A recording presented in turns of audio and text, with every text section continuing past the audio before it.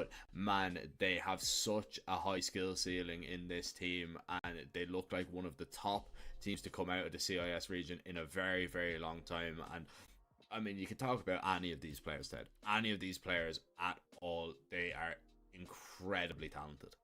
Yeah, absolutely. I mean, all of them are incredibly talented. You have the experience of Nico back in Boomage. Travis and Deku have been a part of that organization for a couple years now. And then Forrester is kind of like the cherry on top of the mix, right?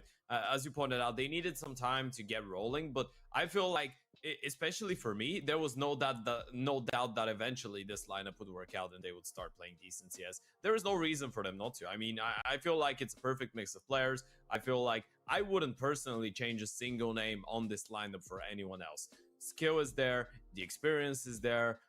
It feels like from the few LAN events and videos that we've seen from them being together, it feels like they are, on good terms with each other. It feels like they are feeling in a friendly, atmosphere when they're together with each other, and that just contributes to a really good team. And in the server, we can see that it's been quite obvious for the last couple weeks, couple months. On the other hand, though, we have a pretty good example of another team that initially maybe didn't click as quickly, but when it did, it took the tier 2 scene by storm.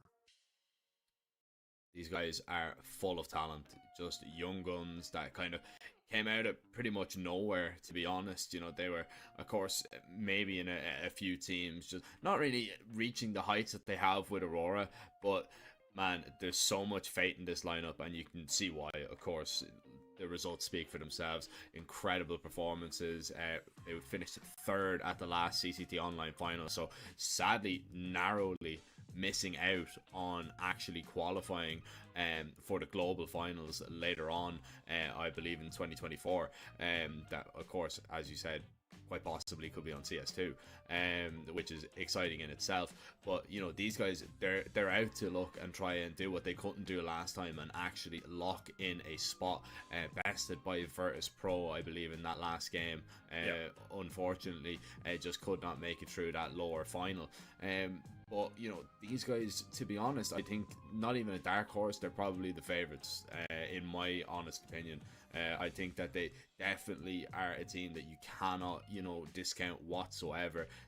Incredibly gifted, and I mean incredibly gifted on screen. We've got Deco and Kenzie. Not the op matchup that we were maybe looking for, no. But these guys, they really do pack a punch for each individual team.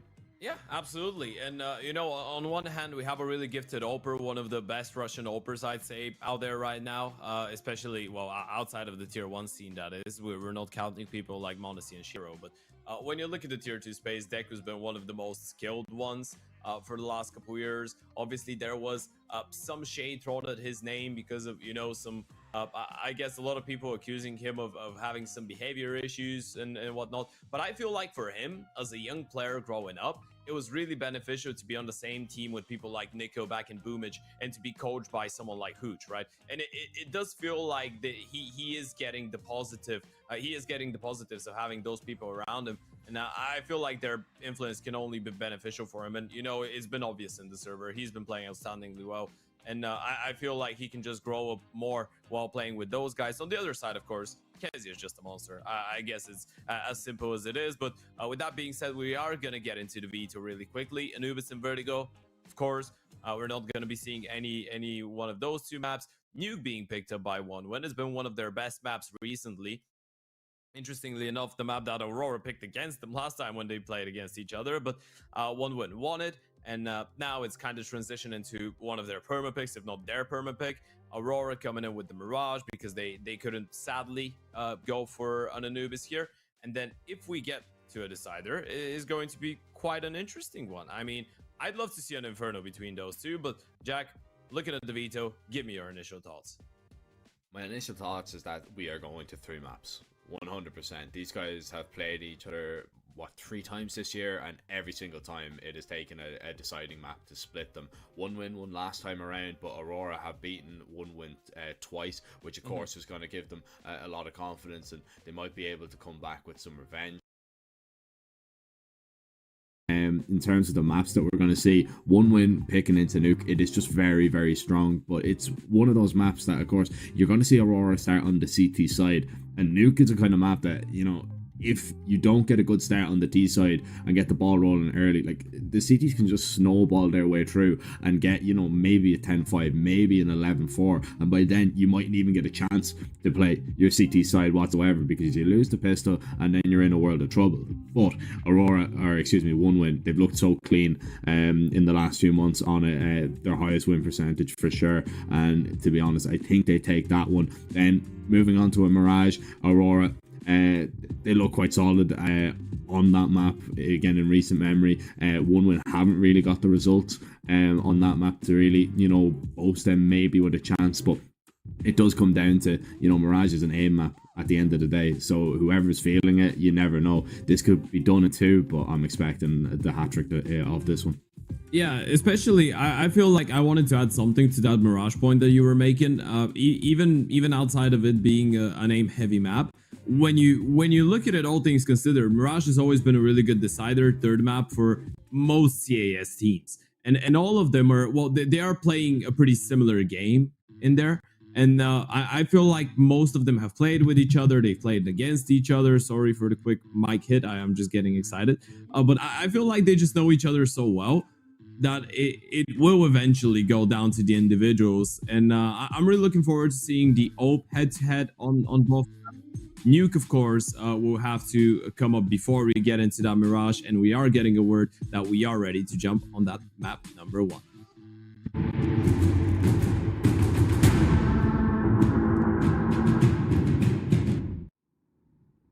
It's a new day today.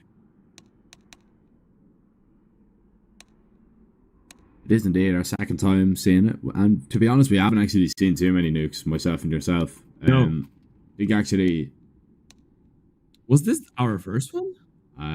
Today I think was our first one, maybe. I think so. Yeah, I don't think me and you have casted another nuke this week. We've been Anubis mad. Yeah, crazy Anubis. A couple Vertigos as well. An overpass, one Mirage, or two Mirages. I think even 3 Mirages, mate. Yeah, I'm just going off of memory. Yeah, we're back on nuke. And Aurora starting out on the CT side as the T's are going to try and split in towards Laddick. At least stops first. Travis gets control of the main as for now, but they still need to pick up a few more kills, and they're not getting into the site. Deco was the man with the bomb, and he's just going to send it down towards B, but he's never expecting Lackey to be above the site. Surely 3 players coming from single, and well, he won't even get a chance to go out and try and tap that bomb, because Aurora are so quick getting down to stop it.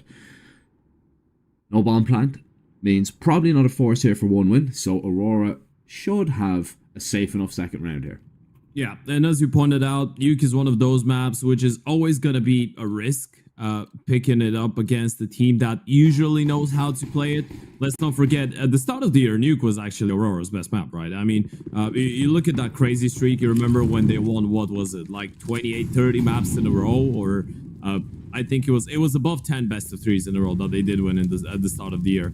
And Nuke was their best map back then. Of course, it hasn't been as great recently, but even the games that they've lost against really decent Nuke teams, and they've at least been able to come close. Now, with that being said, my words are not going to get backed up if they lose against an Eco. Thankfully, Laddick is there to produce a double and nothing more. That's some great damage from the T so far. Even if it's just those 2 kills, they can still be happy with them.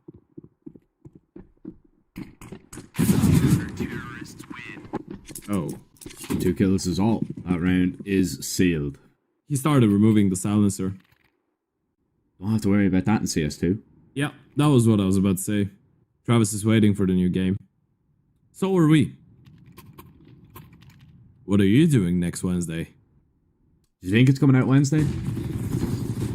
I don't know. If they just tweeted that to throw us off, that'd be insane. Yeah, I think so. You know what? I'm gonna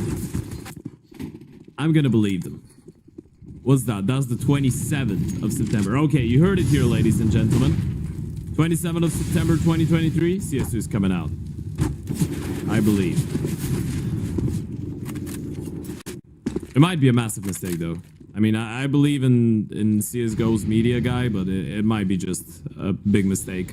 Well, one win. They do believe in that split through main towards the A-bomb side. Norway finds the first one, but Kenzie's in a good position to fight back. It's actually the IGO of Nico back to do the fighting for the T's, but they're just getting mowed down from every and each angle. Forrester is left in a 1 versus 3 here. That's a great CT start for Aurora. They've absolutely dismantled them.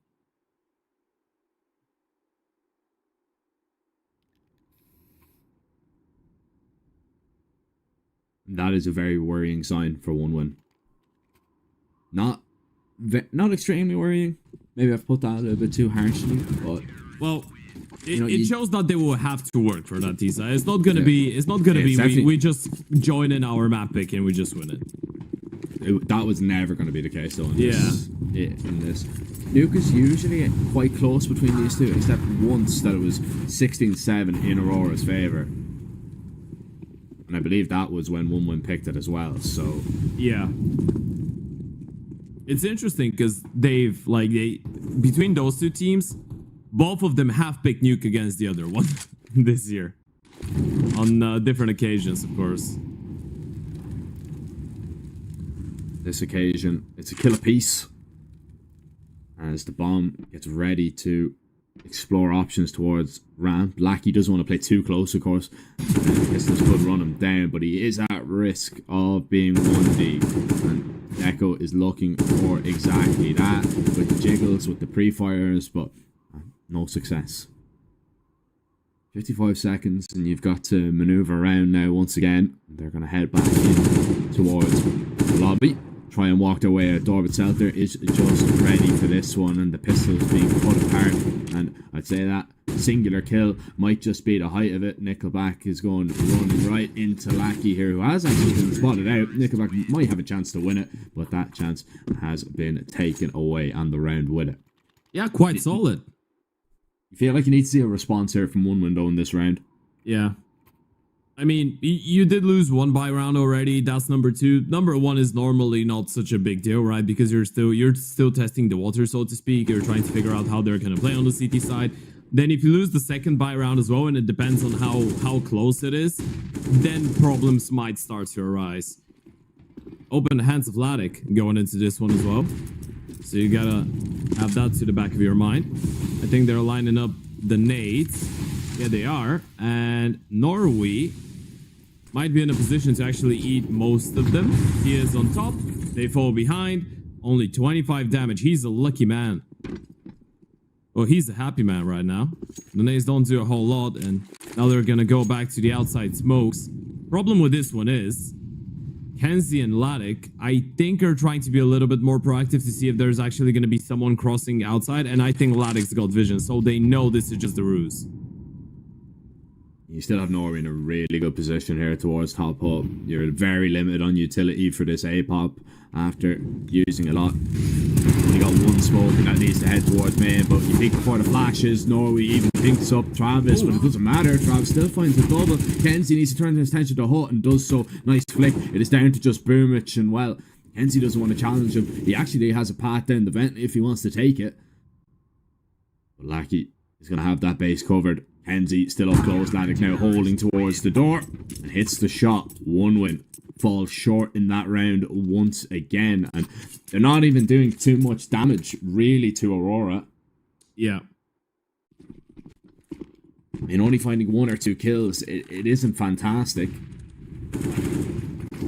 Oh, that's actually such a key camera moment, by the way. Seeing that Laddick was on top of Garage, right? He was on top of the warehouse. So the entire time he had all the information. That's a big information play.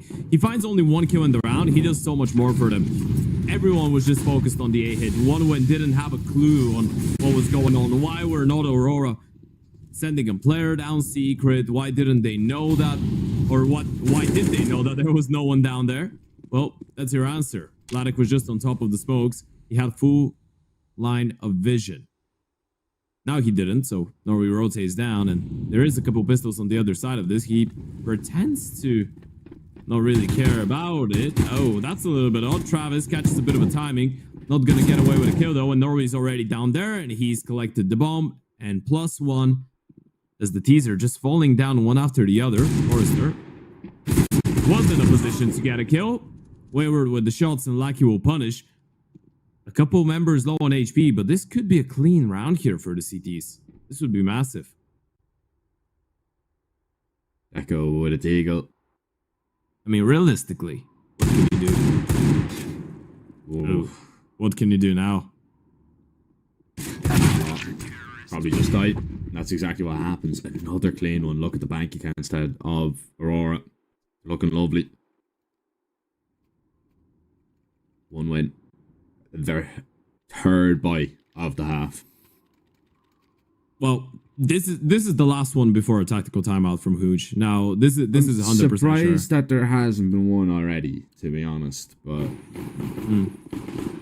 for sure, I think it's because they know what went wrong. I mean, the last round they just throw in the smokes, and they realize when they see so many bodies, they must have realized that there was a player looking for the information. Oh, look at this. Slatic, super aggressive, back red, finds that kill. He's going for more.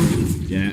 Oh, but needs to be careful. That's a great shot in retaliation. Boomich needed to take him down and does. But are they still expecting Kenzie to be up close underneath the silo? Nade on Nickelback. Kenzie still just holding. They don't even realise it. Yet they walk in. Kenzie nearly claims the double, but it is only the single this time. Actually, Boomich gets dinked up by a teammate. And look at all the space that Lackey and Selter have just taken away. Now, Forrester is deep indoor, and they don't realise it just yet. Forrester's going to walk out, and he is very shocked to see a CT staring back at him. He's laced with bullets. Now, Boomich low. Travis a million miles away on a lurk in heaven to try and find something. But Boomich still finds a kill. Yeah, Selter is down. Lucky's position is good towards the CT vent, but Travis making his way up heaven. That kill from Boomich has opened up a lot of space. The only problem is, if Lucky decides to get away from the A-bomb side, which he will, Boomich will feel unsafe to make his way towards the site, right? Even if Travis is clearing it out, that just means that there could be another player towards the lobby. From what you know, there was one player in there, and you had no idea. And, oh, this is so smart. Lucky, you're a genius. Travis just dropped down from heaven. There's no way he's looking back. Yeah, he heard him as well. He heard him drop down. They've cleared out towards Hut. Lucky's now looking around for him. Travis is going to be spotted. He's going to be dropped. And Boomich is extremely low, 14 seconds. And Lucky's done it all. Absolutely excellent there. And if there's a silent drop there, Ted, yeah, Lackey doesn't have that. Changer. It is maybe a little bit of a game changer, but at the same time, I still think Lackey's going for the exact same play, so I don't think it makes too much of a difference. But once Lackey hears that drop, he just knows in his head, I have won the round. That's the thing. If he doesn't hear the drop, maybe he goes up heaven, he sees nothing, and he looks somewhere else. Maybe he turns around towards outside, he turns around towards hell or whatever, but yeah, I think you're right. In the end of the day, he just felt uncomfortable towards main. He felt uneasy, so he wanted to reposition to an angle that's a bit more forgiving if he misses out on the perfect timing, right? So that's why he goes heaven. Yeah. And it just works out really nicely. 7-0, and there's the tactical timeout from Hooch. This one didn't work out. Outside aggression. I mean, in that scenario, I guess you understand why Ladek goes for more. He gets the first kill. He feels like he can maybe find a second, and that would just win the round with the position of the second player towards Africa. In that scenario, obviously, he can't know that he's going to go down. But even if he falls back, that would have been even cleaner. Because still, with Diop falling back and with the bonus player throwing in the HE, they're never going to be inspecting a third player towards Africa. And that was the reason they didn't clear him out initially. 7-0 Aurora. 1 win. Having a bit of a troublesome time so far on the D side of their map pick. Nuke not starting in the way that they would be hoping. Again, a single smoke. Where's the outside? But taking a look towards Ram, they haven't really tested Lucky all that much. There was a couple rounds where initially a member would be sent there, or they would use it later on in the round, but they haven't really attacked it as a team early on, and now that's going to change. But look at Ladek, he's rotated back. They have the perfect setup once again. Yeah, Smoke's just going to delay, and in the meantime, Kenzie picks up a kill, takes a big chunk of his health away, but just happy enough to have the advantage. Ladek actually takes damage there. No idea from where. I think it might have been from Boomich. As now the replay will be triggered, and Lackey can't deal with it. Flash was perfect. Ladek blind. Let's see the wall bang hit. No. just down towards B they go. Celter. Oh, Smoke didn't land. He can move out with this. He can just walk forward. But surely they're ready for this. Way. Surely they know this. No, they don't read it whatsoever. Nickelback is going to go down. Deco needs to react and does at least. But down into a 1v2. And Laddick going to try and creep down the vent to steal this away. This would be so disastrous for a 1-win. They might assume he's towards the ramp. He was towards heaven a couple of seconds ago. Yeah, but this position here is just too powerful. Boomich playing from buttons right now, just above the site. If he just does not peek out, I don't think Laddick will be expecting this. And especially with the low HP, Deco probably surely just gets the trade, scopes in, realizing this is absolutely unwinnable. Better off just saving this AWP. Wants to make sure he gets out of there as well. Luckily for him, it's not the CS2 bomb radius, so he will survive here. Okay, he will. Never in doubt. Goes down. Never in doubt. You know what? This is actually not a decent... Well, it's not a great scenario for 1-1. I know they finally win a map, or a round, but they lost 4 players. You're going to have a look at the money in just a second. Look at the buy. 3 Galeos, 2 AKs. Yes, you have the util, but the loss bonus is minimal as well right now. This round is actually arguably more important for Aurora than the previous one was. Now you can reset the T-side economy once again. Finally, 1-win gets something to be happy about.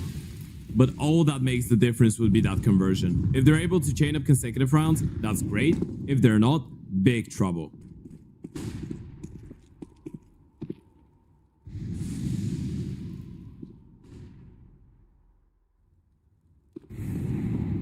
Oh, Lackey in towards Secret. Travis just goes right into his waiting arms. Nickelback, an important trade. He gets it. Minimal damage done to him as well. Oh, what a reaction from Boomich there. But the trades keep coming. And now Aurora have a slender advantage. But not an advantage in which site they currently reside on. So I still think it's going to be A here. They actually boost the player in towards heaven. Laddick has to rotate down, but with an op in this scenario, it's not too great trying to defend, but at least there's no smokes to smoke him off or mollies or anything like that. Molly to the right side, but that's about it. However, the T's do get out on the site. The bomb should go down. That goes head spotted and taken off. He knows where this plant was. Great crouch across here from Nickelback to get into a position on the ramp, but once again, Laddick looking for the reaction. Won't just find it. Now his teammates are here to help him out. How would do 1-win hold on to this one? The peak from Glass is good from Nickelback as he's still holding for the front line, but Aurora, if they just fend them off, they just find them out, and 1-win. They had to fight there. Nickelback was the only high HP player, so, you know, they needed to get aggressive and try and fend off the retake. If they were high HP, if the player in double, excuse me, was high HP, he probably could have hidden and played for the round and left Nickelback to fend for himself solo, playing those nasty little angles on the ramp, but it just didn't happen. Aurora, they get back to winning ways early. I mean, 1-1 played it perfectly. They were looking for the headshot fights as well. They were low on HP, but it doesn't really make a difference when you're fighting on a headshot angle. Laddick hit the shots with the op on the headshot angles as well. 2 of them, not even 1. The T's though, because of the bomb plant, they can reinvest once again, so the reset not really a possibility. Norway just hiding behind CT Van. He's gonna have this free kill. The flash is not good enough for him. Forrester goes down. They had that idea. It's a pretty standard play, but Aurora, they were just ready for it. Great protocols. They know that a lot of teams love sending one player inside of the smoke and then following up with a second flash. 2-man advantage. They don't realize Nickelback's down the vent though. I don't think so. No, not at all. He's in a good position. Question is, when do they start, and do they actually start questioning it? And oh, the window's broken for him. It was Kenzie rotating up. Nickelback, he can fight both kills here. Unless Lackey pushes and drops the bomb. That's going to be a disaster. Yeah, Lackey playing aggressive here is a really good idea because he drops the bomb, finds the second kill as well, and Kenzie's in the spot and Nickelback too. Aurora, they just make the correct plays, man. It's an absolute pleasure to watch. And if you're 1-win, man, like, you are feeling outplayed. Horribly outplayed, man. Horribly outplayed. Helpless. Outmaneuvered. Nothing's going your way. Bamboozled. Crushed. It's insane that Lackey finds a double as well there. And it's great awareness from Kenzie. The moment that Lackey gets both kills, Kenzie's thinking, why are they just waiting behind the smoke? And where's the third guy? Well, there might be a timing, so let me turn around. Yeah, they go for an HE stack. Doesn't really work out. Tags down Selter. Doesn't frag him. It's just the pistols. We could be looking at a 10-1 lead for Aurora here. It's been a really convincing showing. And everyone's performing. It's not one or two people. It's all 5 of them doing their job really nicely. Lackey, gotta be careful. You know they're on pistols. Ooh. Ooh. Yeah. On Nice pistols. Nickelback unfortunately does go down. Travis has got a nice timing out. Norway's not going to be expecting this.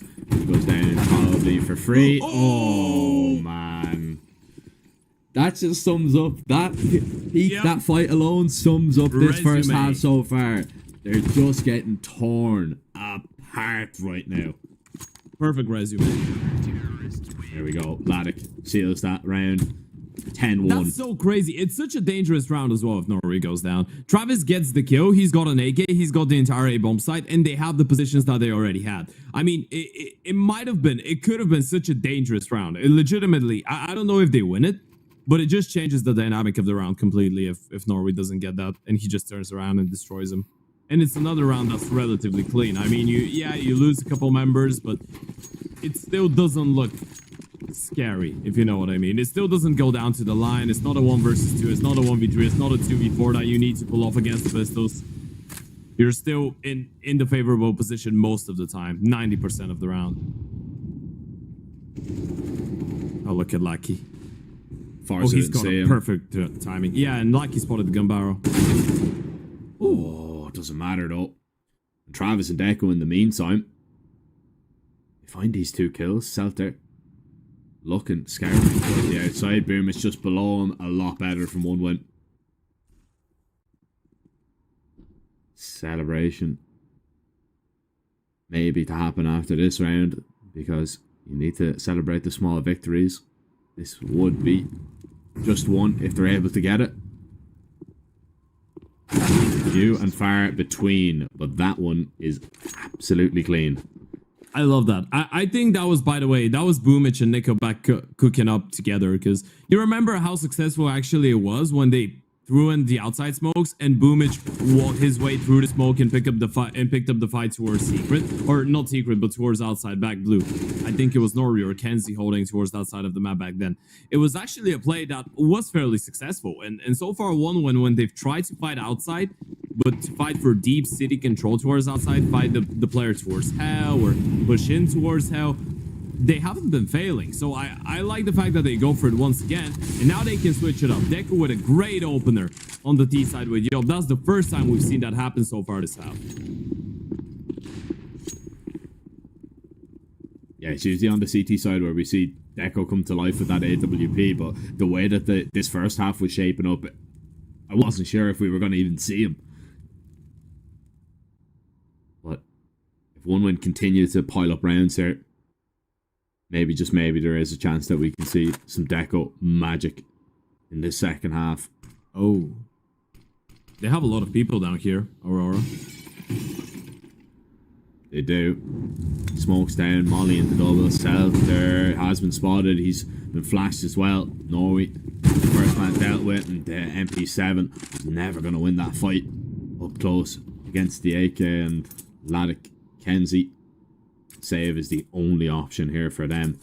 And 1 win. They're slowly getting back into this game, but you feel that, you know, they need all 5. To be honest, yeah, I think they need all 5 here. I guess if you're 1 win, you're looking at this from the perspective of this just being a really slow start and it being quite tough to get Aurora out of the driver's seat. Right now, what you care about is getting at least 4 or 5. I'd even put 4 as the bottom line right now, considering how scary that was, because that was a 10-1 at one point, right? So I think with 14-1 being a legitimate prospect to happen, even 4 rounds could be something you can work with, considering how much worse you've seen throughout the start of the game. Vladik at least is going to hold on to that AVP. Yeah, it's been a good recovery so far. They need a little bit more. 4 should be guaranteed here. There's the replays. Really methodical in the way that they were picking up the fights. Nice opening from Deco as well to kick things off with the AVP. You'd hope that this just gets them fired up for the second half, and you'd hope that you're going to be able to actually use the AVP in the second half, because Aurora actually have a pretty interesting bite coming up.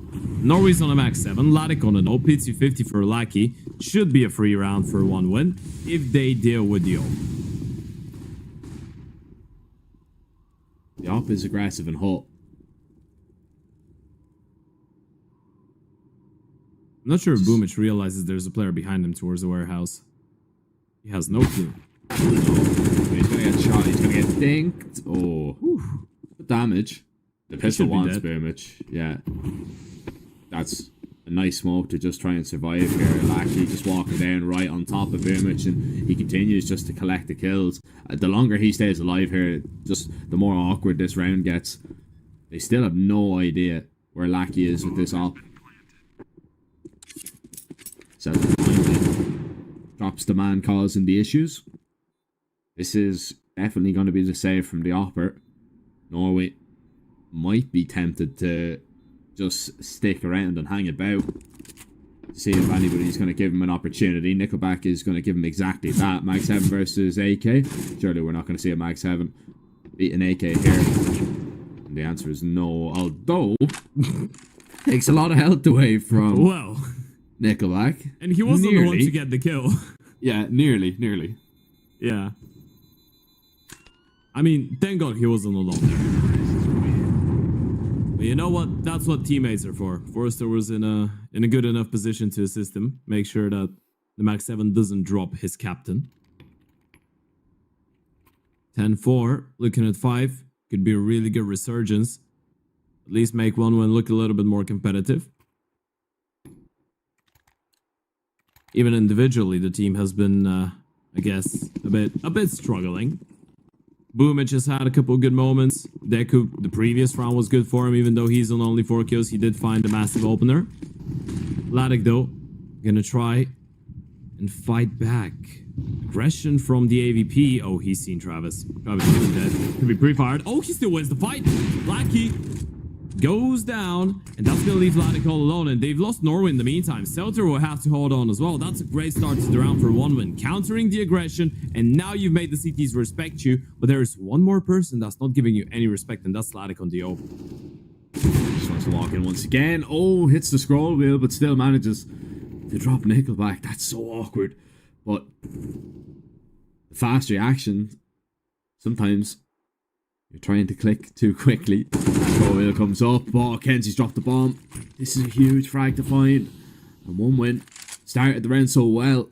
It might just come crumbling down around them. But the outside aggression dealt with. Forrester now can get his hands back on the bomb. Looks like they want to head back inside. I mean, he has to go and group up with Deco. Now, he's taking the right pathing here. He knows that Vladik was towards ramp with the AWP. Yeah, they've dodged them. This is really smart. They don't know where Selter is, though, so this is a bit problematic. And Selter's normally the one to be playing towards the main area. Oh, they're making so much noise. Not ready for Vladik to be that close. He's dropped the bomb, and he's dropped the final one as well. 20-4, 4K for Vladik to close out the first half as Aurora take 11. 20-4 for Vladik. Yep. I'd probably describe that as a good half.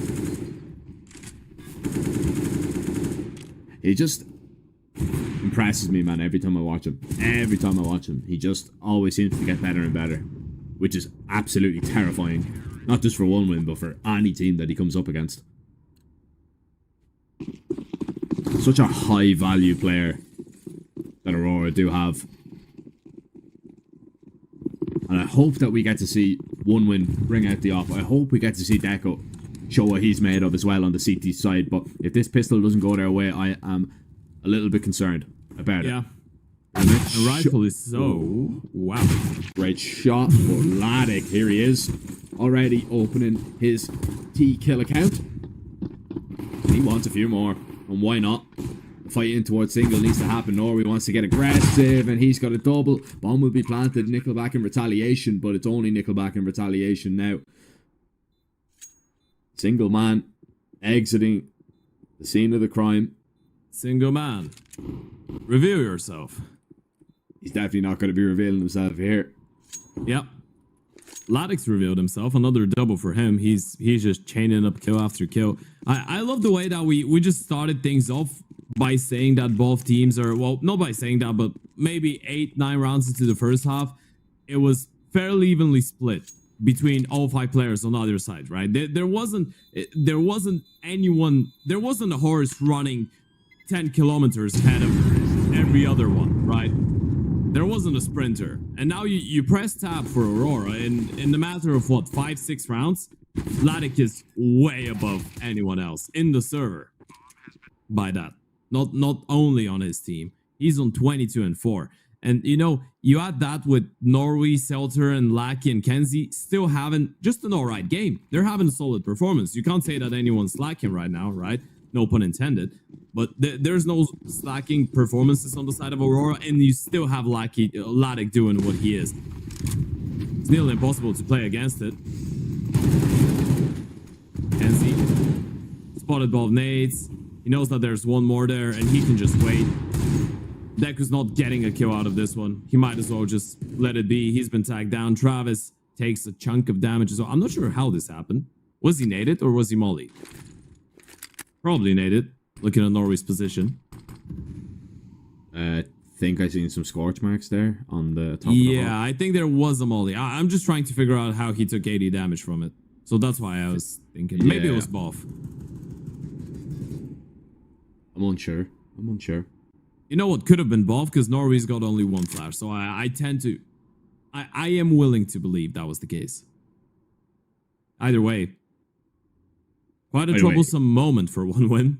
By the way, he's low. Yeah. Doesn't matter what happened to him, he's 20 HP, and that is not going to be enough, surely, to hold on to this A bomb site, especially with Deco out of the equation. Travis has to get aggressive in towards the hut just to survive. Try and survive at all costs. Vladik, oh, just reacting in time there. The 5-7 nearly blindsided him, but he has enough in his reactions to rely on it. And this force pipe, it's gone all wrong, much like the map pick for one win. Yeah, certainly not what we expected. I mean, not to this extent. Even if we were ready and we did say that it was a risky map pick, right? We did say it's a massive risk letting Aurora start on the CT side on a map like Nuke. But we didn't expect it to be that prolific. No, I mean, I wanted this game to be close, but I was saying there is a world where Aurora just come out and absolutely dominate them on the CT side, and we don't get to see a CT half from one win. There is. At least we're gonna, I guess, see one buy round. That's crazy. Yeah. Yeah, it won't be this round, though. The next round. Really nothing to be happy about, is there? No. There's definitely no smiles in the one-win camp whatsoever. You either pull off the best CT side on Nuke in the world, or you lose. Those are your two options. No in between. Or you win the eco. But I don't see that happening.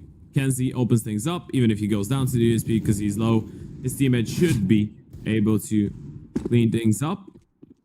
And they are getting the kills. 14-4 in favor of one win potentially.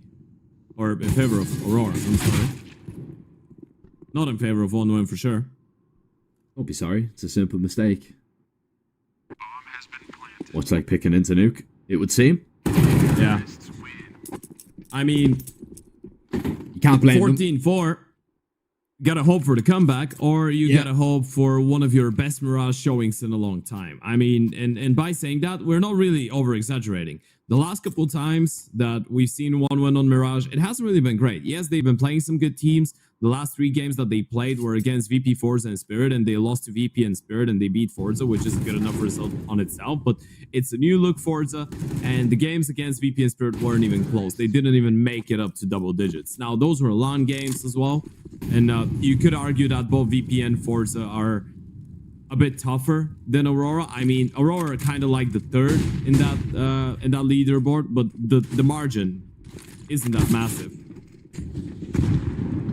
Margin for error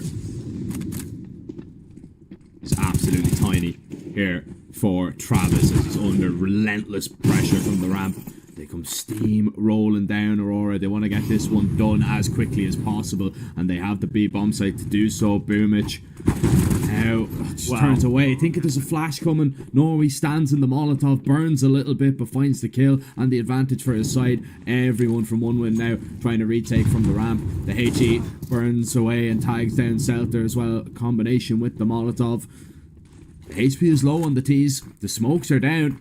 The only way you can really defend this is from the double doors. And well, One Win know it. They're just going to be holding for a flash out. Here come the peak. 2 kills now. One Win still looking to try and survive, and that's exactly what they will do. It's a great retake. Nice attempt from Aurora to try and shut that down, but it doesn't happen in the end. And we'll see more than one buy round, Ted, thankfully for One Win. Yeah, absolutely. And thankfully for everyone's sake, I believe. We didn't want to see Nuke just go out through the window without seeing One Win's potential, even as, you know, people watching the game. Great work by Travis, by the way. I just wanted to highlight. He gets a kill and a half. They were really good at utilizing their utility, quite important to see. Of course, a more experienced team, not really wasting their util early on, and they had smokes, they had mollies, they could isolate D Condor, they could isolate windows, and yeah, it was just double door. You pointed it out as the round was going, where the T's had to come through, and One Win just tapped the bomb once and bait out the peaks.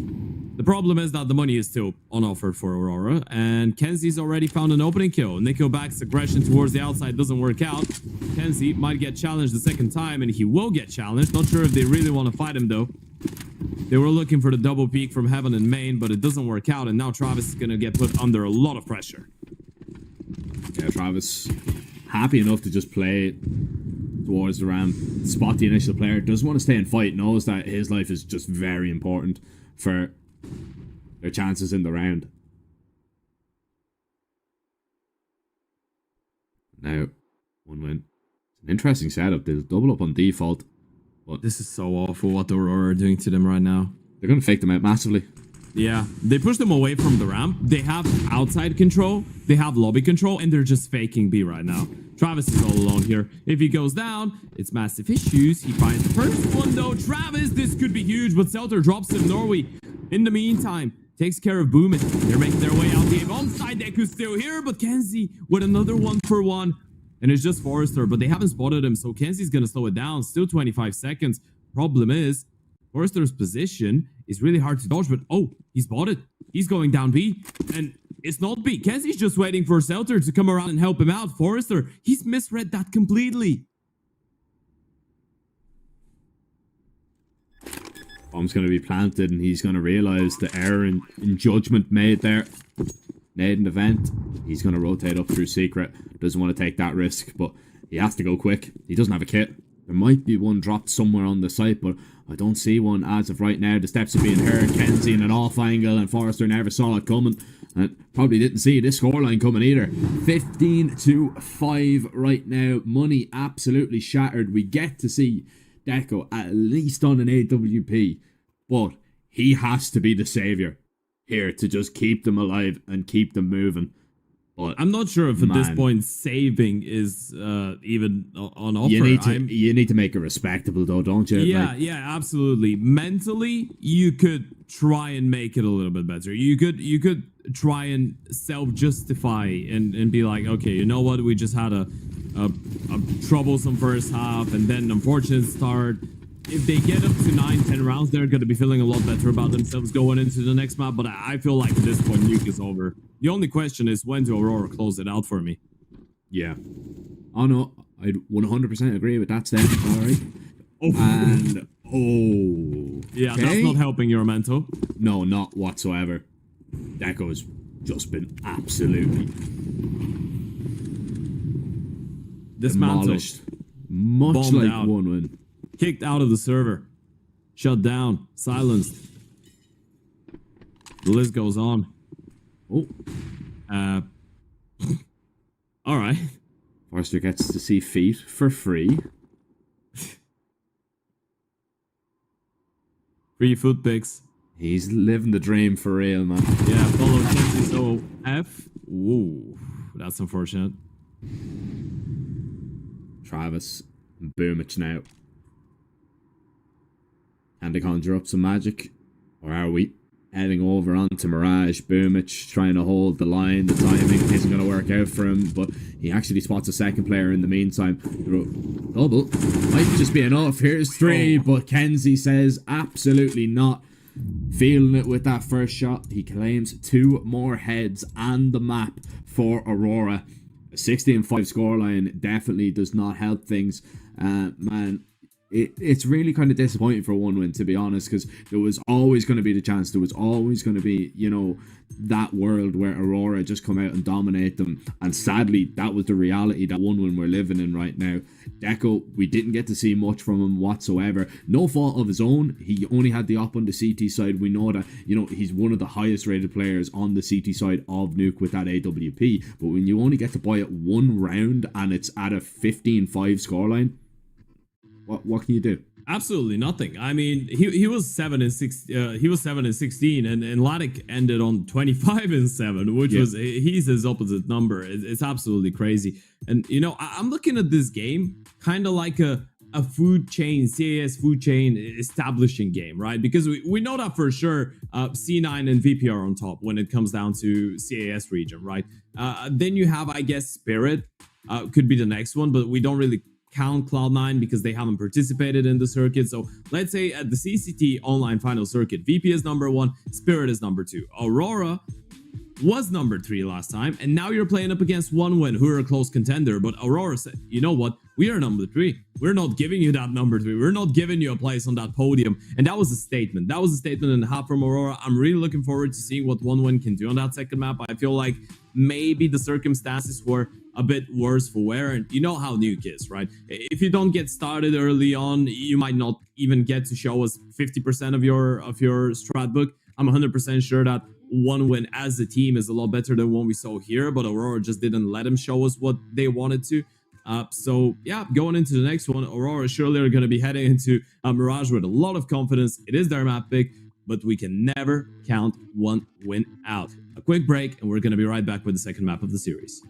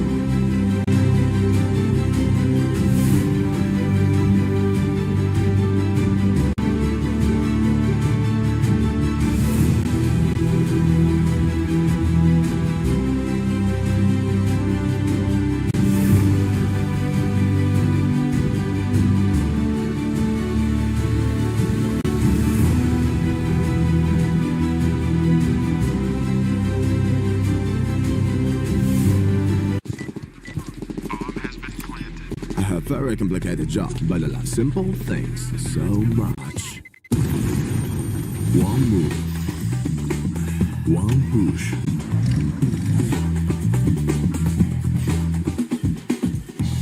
One touch.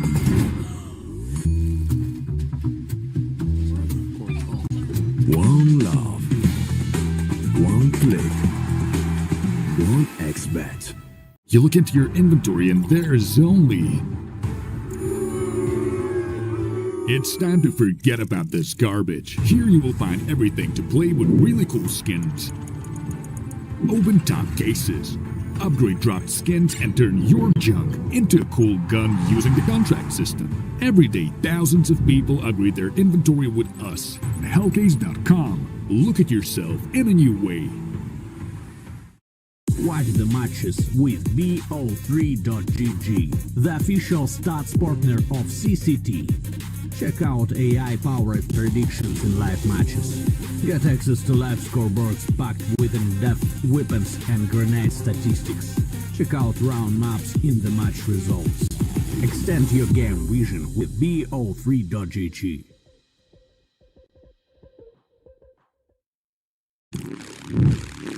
Well, what are you doing? Exhibit. What do you think? I'm a paperclip? It's Mr. X to the Z. You need to quit browsing like a lame and get Opera GX. Because with GX mods, you can pimp your motherfucking browser. All you gotta do is click here, select the mod, and boom! New look, new sounds, new everything. It's not easy being a legend. Oh, not again. Change the mod now. Download Opera GX.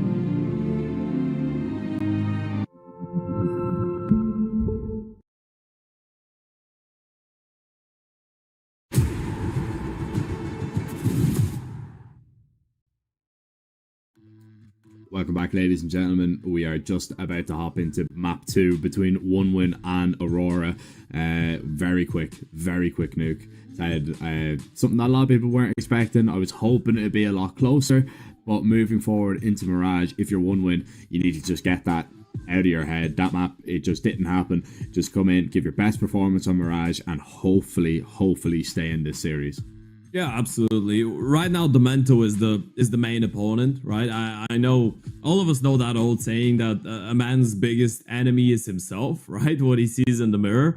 I feel like this is the case right now with OneWin. Yes, they will have to deal with Aurora as well, but first of all, they need to win the fight within themselves and go into that second map with clear minds. And well, we are gonna get into that second map to find out if they have been able to refresh mentally and shake off that dust.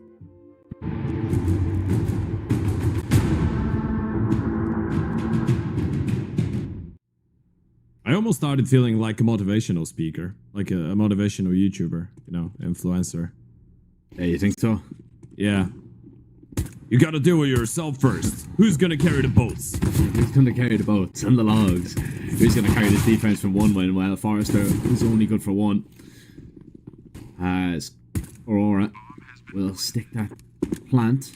We'll have to get onto the site now to get this defuse in. Laddick peeked in front of his teammate. Didn't matter. He still picked up one kill, and Kenzie with the all-important refrag. But it's a 2 versus 2, a fair fight. They know exactly where Seltzer is, and surely they have a rough guesstimate of where Kenzie is hiding now. They definitely know where both players are. The USP is still tapping away. Look for the headshots, but it's the Glock that are connecting. Kenzie still needs to just survive. Travis doesn't have a kit. The longer he buys the time, the better it'll look for his team, and it'll look a whole lot better because he's claimed 2 and the round for Aurora with it.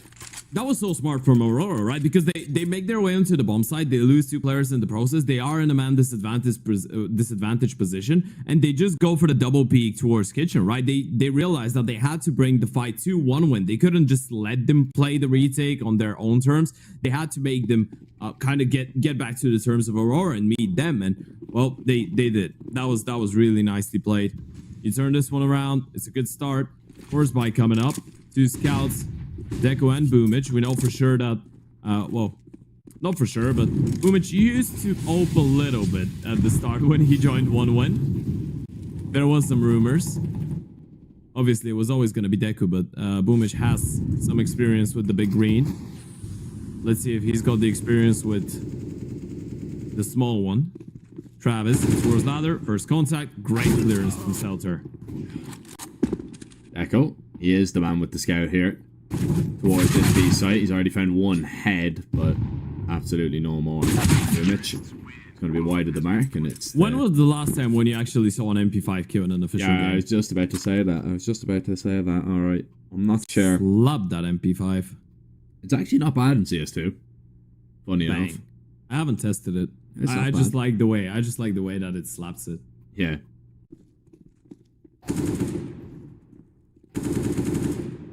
The animation is definitely one of the best in the game. Yeah, is the animation in the... Yeah. You can feel like... Bang. You can fit 30 bullets in this bad boy. It just slaps it down. Just... Beautiful. Oh my, we've overlooked this one completely. And so have Aurora. They just run right into the jaws of the pistols. Oh, now Kenzie. Surely Nickelback is realising that the flank is definitely a possibility. Smoke off Topcon, so they won't see him just yet. And Norway is now fighting from the ramp. He's pretty much the front line. Kenzie knows that there was a player close, surely. But still hasn't seen anything. And once again, you see Kenzie, or rather Norway, being smoked off. Kenzie with a big headshot. He's taken down one of the SMGs. There's rifles to be recovered, though, on the side. He's taking the bomb. That's of one big. win. Yeah, you get away with that. You can go towards B, but it's just unconfirmed if there's anybody there or not. But surely you would have guessed. Yeah, But they both haven't Boomich and rotated. Travis got kills, right? And you spotted the smoke towards triple, and you see that Nickelback, who was actually the closest one toward to B on paper, didn't move. They're still going to be aware of the possibility, but they've made the right call, right? It does make a lot of sense for B to be clear right now, so they should be able to get away with the bomb plant. I'm actually not going to be completely opposed to seeing OneWin just pick up one more rifle and save. Just hold on to the 2 AKs. I know that there was some damage on Kenzie, and it's confirmed damage, but no armors, no defuse kits. They're probably going to try and go for this. Yeah, they will. Let's see if it pays off. Bomb's still not planted. They're terrified of where OneWin could actually be. Norway just has to take a risk, a little shake of the mouse, and hope that he doesn't get swung upon from the apartments. Instead, he gets dinked from shore. Oh my! Takes him down. Kenzie has to go and fight. Doesn't realise Travis is already up close, and they were 100% in their right minds to go for that retake because they've got it, and they get on the board a whole lot earlier than they did on Nuke. I mean, I kind of even feel silly for calling the safe at this point, but I guess it was just Aurora taking their time to clear out the bomb side. There was a lot of factors to it, right? They couldn't instantly plant the bomb, and OneWin were so quick to be up short. In the end of the day, it all came down to the timings, right? It all came down to Aurora not expecting OneWin to be that close onto the bomb side already, coming out of short side. Norway gets tagged down through the bench. Kenzie, or Ladek actually, going for the swing from Kitchen, didn't have a clue that Travis was already out towards Muddy. OneWin. Still one away. The eco going in their favor. Now back to the guns they go. Open the hands of Deku. We did want to see a lot more from him on that first map. Didn't really get too many chances on the big green on Nuke. He's gonna get plenty of them here on Mirage. Massive performance required. For those of you that are just joining in, just a bit of a friendly reminder. Aurora were able to absolutely stomp OneWin on their map pick of Nuke. And now we're just one map away from booking themselves a spot in the upper bracket semi-finals. Taking on Monty. Of course, OneWin are fighting for this. They are fighting to force this one, or force the decider to happen. Force this one into a third map. And potentially go for the reverse sweep.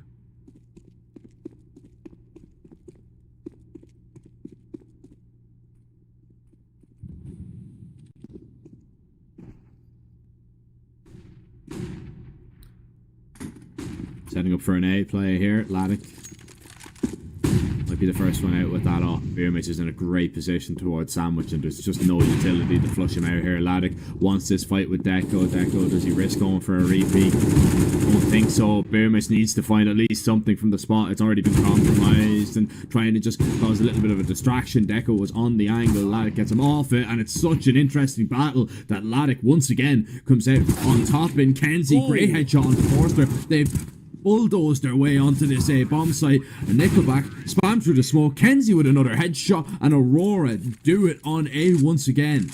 Yeah, that looks so uncomfortable there for the T's for a big portion of the time, right? I mean, it was supposed to be a perfect hold for one when you have the open position, you have a player towards Sandwich that should be winning that first fight onto the Palace player. Massive pickup by Selter. Laddick baits out the shot of Deku in a really masterful way, and you know what they say. Only an Oper knows how to make another Oper feel the most uncomfortable. That's what Laddick did. Made Deku miss.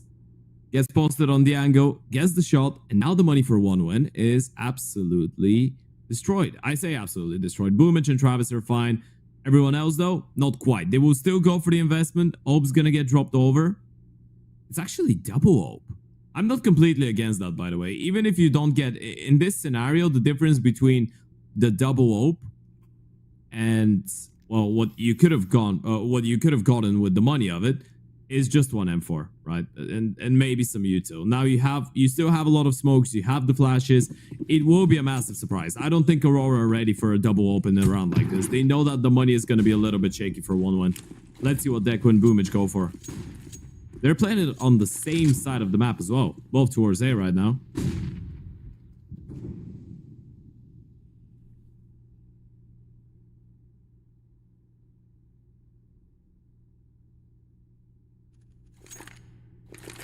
This is an interesting setup, all right. Leaving Forrester just alone. And a little bit worried for Travis here. And a little bit concerned. Yeah, definitely. Nade on top of him. Laddick collects that kill. But it was Kenzie to do the dirty work. Deco smoked off. Forced maybe to peek from a different angle. All over mid. Go Aurora. Flash into ladder. They're taking so much space. And 1-win. This has to be concerning. That Molly again. Deco being forced out by Util. He's just being greatly nullified in this round completely.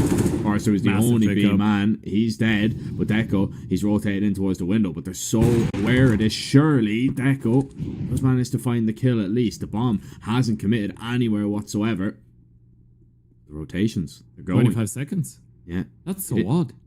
It's going to be the A play. And Nickelback's the only one here that can stop it for now. Actually, Boomich and Deco, they are going to rotate back. They're expecting this.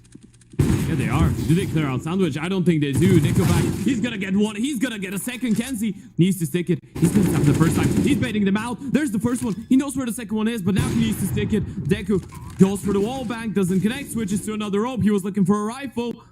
Not one to be presented. Kenzie dropped towards the back of the box. Deku lands the shot, but not the kill. It's just the leg. Kenzie closes things out. A 9-1 start for him. Such a ballsy play to tap the bomb and go for it, but he just knew that one of them would try and swing him.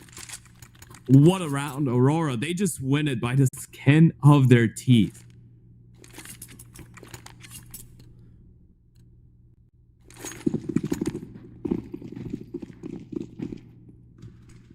I mean, 1-win.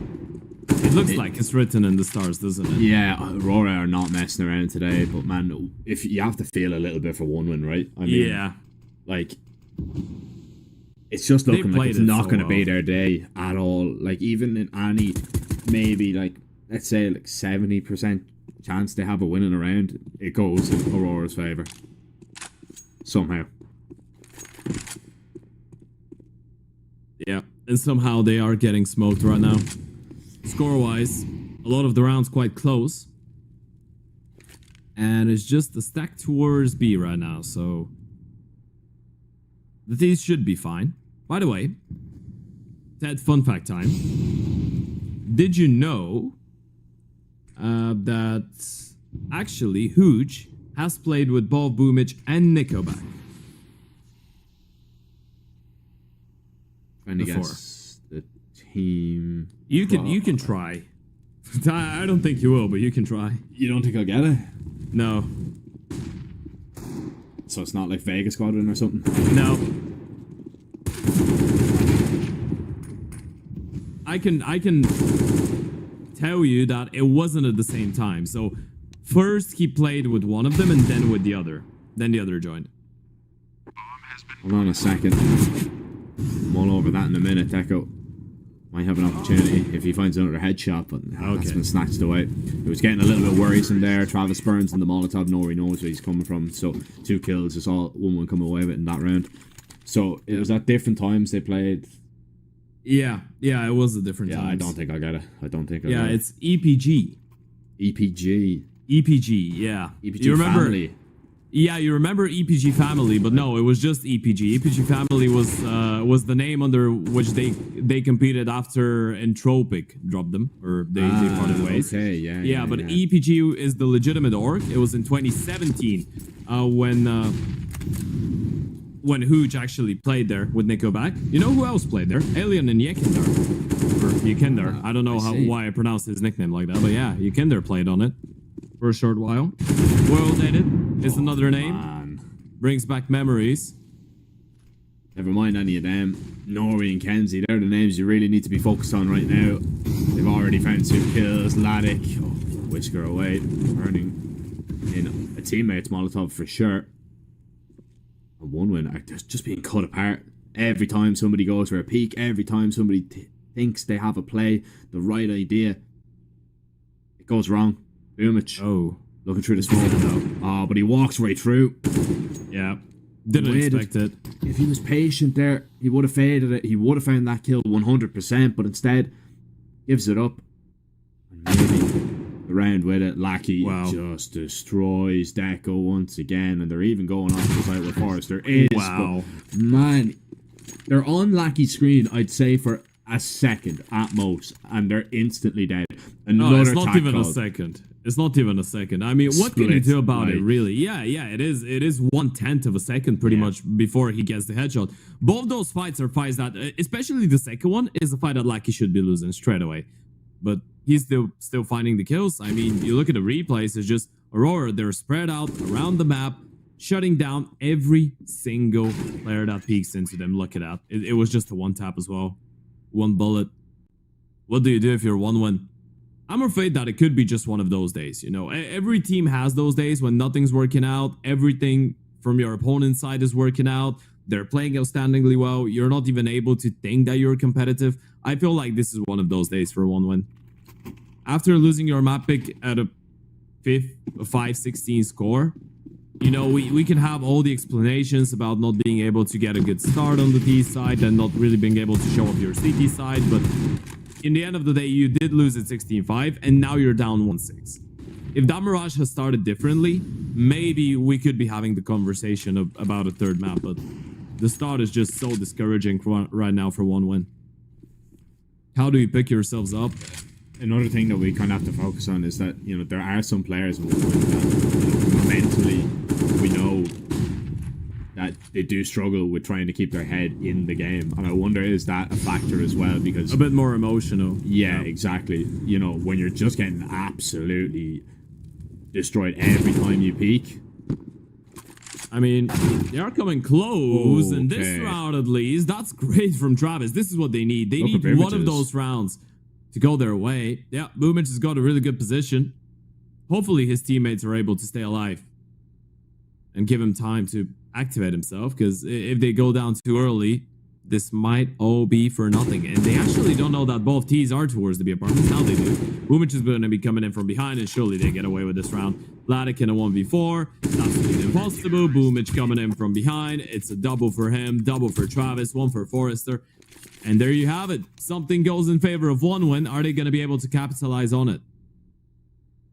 Yeah, that's the maybe the attack coming into play there as well. Just having a little bit of a breather. Understanding, all right, look, it's not going our way, but if we don't, you know, keep calm and keep making, you know, the correct decisions, just, you know, peeking into them, playing sillily, we're never getting back in this game. We will drop into that lower bracket, but that's a great start, to be honest. You need a round like that, not just like a gun round, but like if a pistol round goes in your favor, that's exactly what you want. you have a little bit of money now to fall back on just in case this one doesn't go your way. And you've found the entry once again here. Forster, he actually only claims one before he goes down. Like he burns in his own Molotov. Take a whole chunk of damage. Nori just playing around these smokes so clever. Nickelback was not spotted. Going to the left side of Firebox. On the site, just hiding. And this is a position that I'd be very impressed if Nori goes to clear out. Boomich once again in the back line, walking up through the ramp. Surely it's impossible. Might catch a timing, he might catch a head, and well, Deco's already found two. Nickelback now will strike, and this is a whole lot better. This is the one when we were after. We didn't get to see on map 1, and late on in the first half, finally we get to see them a little bit. Yeah. That was a little better. Even with the positions that they had, even if Deku doesn't find a double kill, they should still be fine, right? It was so hard to clear out Nickelback because Deku was towards connector with Yo holding the line. Even if he goes down, you probably are not looking for one more towards the back of the side. Some really good shots from Deku. He has to get fired up. I mean, they're on the CT side as well.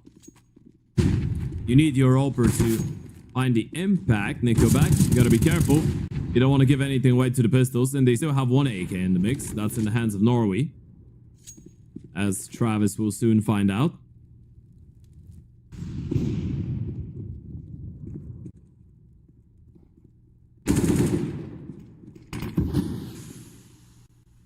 The pistol is being put down as to be expected. Confidence rounds Ted. And rounds, more importantly. Yeah, rounds is the key word here. You take them when you can get them. Yeah, that word's been evading 1-1 so far throughout the series, but they finally get into it. And now this is looking a lot more competitive, right? They were able to get away with 2 buy rounds. They win the anti-eco fairly convincingly, fairly clearly. And you know, what you said about the emotions and all of that, I do agree with it to some extent. I feel like what 1-win have that, let's say, the previous iteration of 1-win didn't, is the experience. Well, the experience of Hooch, Boomich, and Nickelback. You have a major champion. You have Nickelback that's been an IGL for, well, 7-8 years almost. And you have Hooch, who's been playing CS since the dawn of Counter-Strike. So now you should be able to be a little bit calmer. And Aurora are going to try and switch things up and get back to their old strength. But Nickelback is firing on high cylinders. Boomich once again. He's going to do all the damage here. He's lurked through a smoke. Deco finds shelter in the meantime as well. And it's getting a whole lot better. If you're a 1-1 fan, you're saying finally right now. Exactly, finally. The grass is looking a whole lot greener now. It is. The grass is grassing. The money's moneying. Sleep is sleeping. And the win is winning.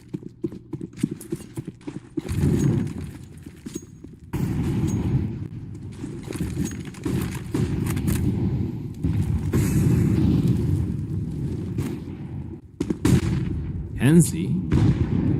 That's a sneaky one. It's an A play by design, but Kenzie's made his way inside of the connector smoke. I'm not sure if they're aware. Now they are.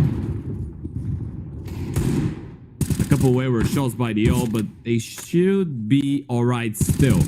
Up against the pistols. It's going to be another fairly clean one. Both Boomich and Deku go down, but the money's still fine. 1-win at this point. Just care about winning the rounds. They have enough cash. Deco's on 10k, Boomich 7.4. Money's fine. Those 8 holds have been looking a lot better. Great sequence by Boomich there. Nico back there with the clearance. We've seen some good moments from Nickelback so far. I don't mean only here. Even on the previous map as well, he's been packing a punch in some of the rounds. There's the tag for Aurora. Time for Inner Shine to try and interfere. Try and have his saying on what's going on. This is the first time in the series that we can safely say that Aurora have been struggling for more than 1 round in a row.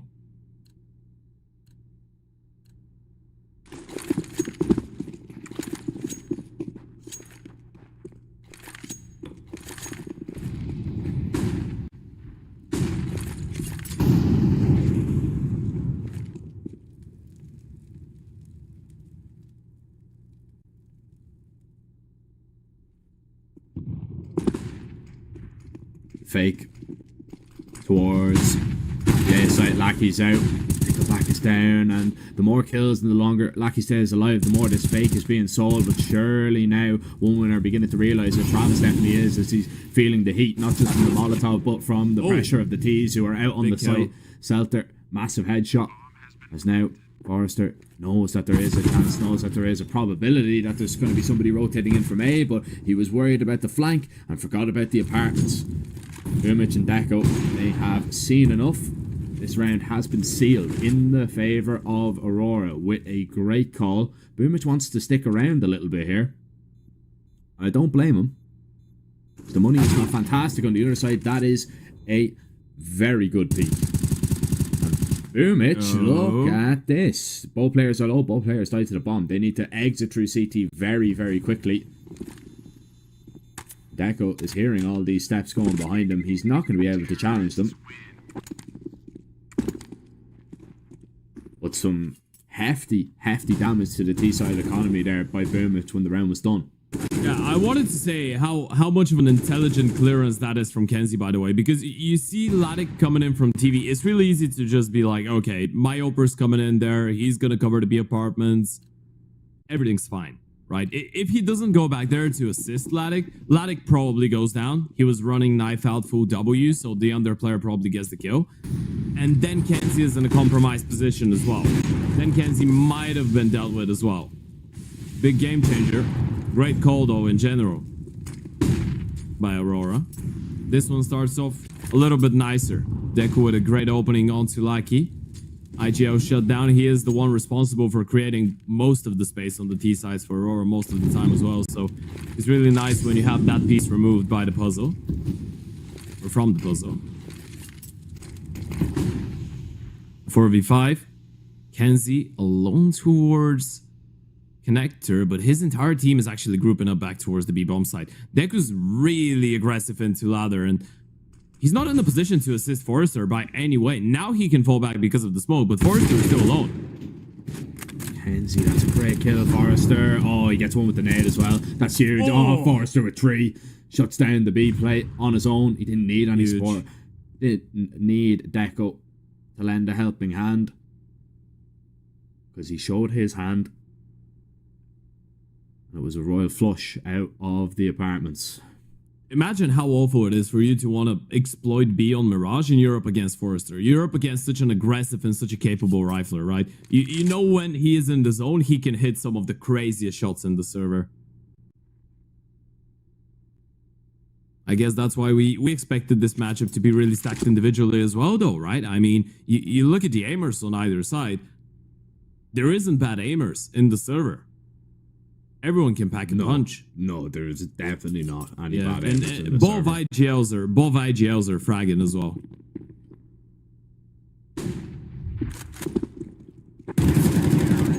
Then after time. Yeah. Oh, he was the one with the most money. Yeah, but he could have had more money on top of that. He could have been able to purchase a rifle. Could have been able to purchase, an AK at least. Could have dropped an AK, yeah. Could have dropped 2, actually, if you wanted to play on a pistol. But now he just purchases up a Galil instead. Laddick, the only man on an AWP. An AK, excuse me. No AWPs. Deco's the only man on that one. Could be an open his hands. Let's see if he can use it to perfection now. It's another replay. Norway's alone in towards under, and everyone else is just headed towards a bomb side. It's going to be a rather quick one as well. They're just walking out. The smokes are landing. Oh, a bit of sleep. Deku actually waited out the flash. This is so risky, but he still gets away with the kill. Yeah, the player needs to be taken care of top balcony, and he is, but the CT's still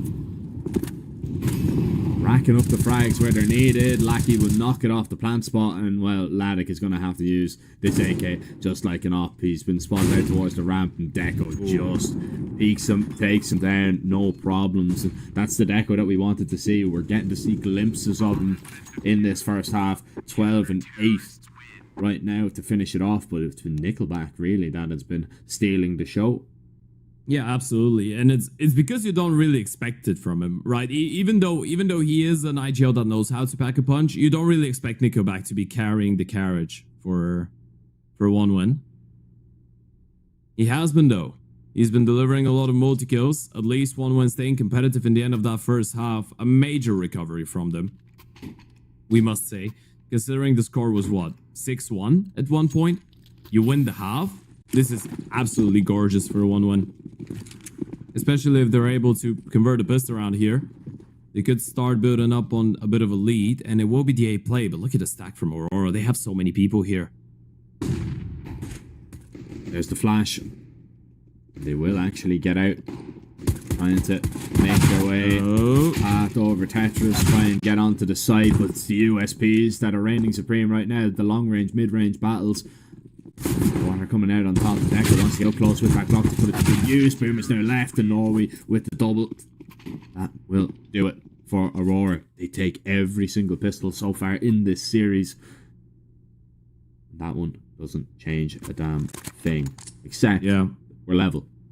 Yeah, they were one of the best pistol round teams in the previous CCT Online finals as well, right? And what made them so special was that they were one of the best teams when it came down to converting 5v4s or 5v4s, and I think it was as well not being upset by force buys. Their conversion rate to winning a pistol round and to getting an opening kill were insane, especially on the CT side.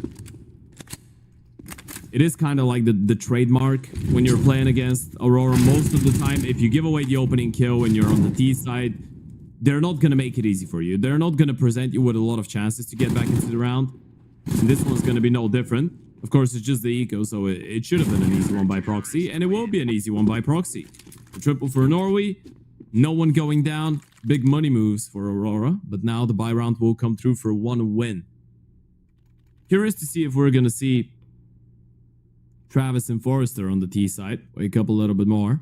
Of course, Boomich having a bit more of a supportive role on the terrorist side. Nico back, running in first, trying to open up the space, being that proactive IGL that's trying to set up his teammates for success. Oh, I like that. Oh, they failed the jump.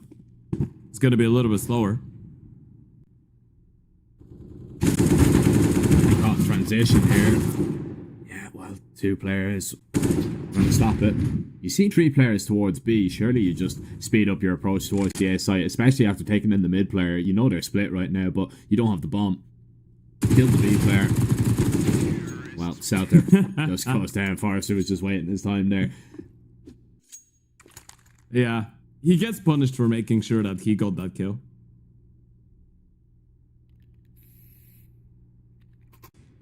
I wonder would that have been a little bit different. Now. I wonder would that have been a little bit different if the boost came in a little bit quicker. I think I think so, because you catch them on the entrance and you just isolate the 1v1s, and probably the first fight isn't as prolific because like that it kind of became a long range fight between an AK and a FAMAS and an MP9. Well, mid range, and the AK wins it again. Lucky with a good refrag, but there's the reaction. He wanted to peek over the top of the stairs, didn't see anybody. Palace thought it was a little bit safe, but timing again is what's going to catch him out. And is it the time to save and call this one a day if you are Aurora? I think so. If you don't get given anything for free.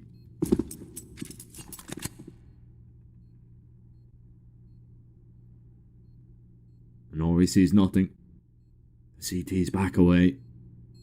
Boomich always seems to be on alert. Always seems to be trying to be crafty, to be sneaky, try and punish the economy. Yeah, I mean, he is the one given the flashes and the smokes and stuff, so he's doing the boring part of it, so at least let him get away with that. At least let him have the lurks sometimes on people.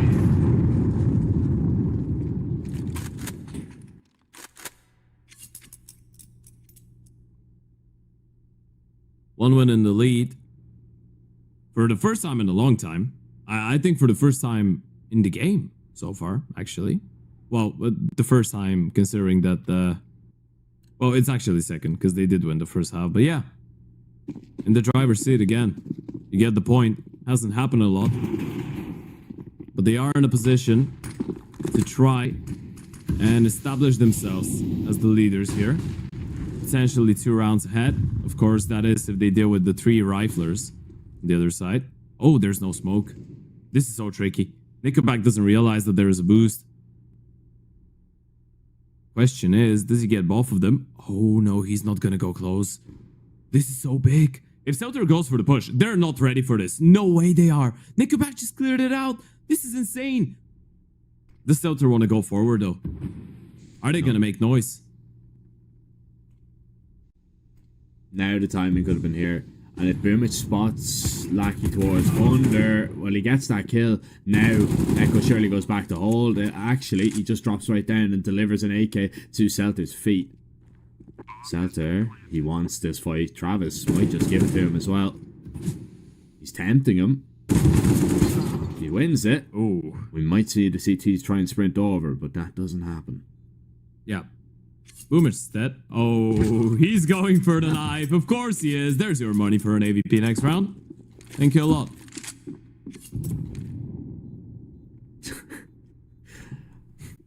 Oh, what am I looking at? Yeah. This is such a close game, and even the kill would just be grand. Like, the kill would be good. But he's like, you know what? Yeah. Nah. Extra cash. I mean, he wouldn't have had the op if it wasn't for the knife. So this time it's completely justified. It's a money move. See, now he can drop over the AK and purchase an AVP, and he wouldn't have been able to do that if he didn't get the kill. Alright, you can stop selling it to me, do you know what I mean? I understand, but still, I just can't believe it. Like, what?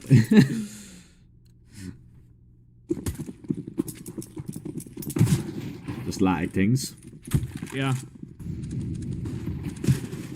This is where you can come to life with the AWP on the CT side. We've seen Deco have a few important rounds with his. Alec was the real difference maker on that nuke game.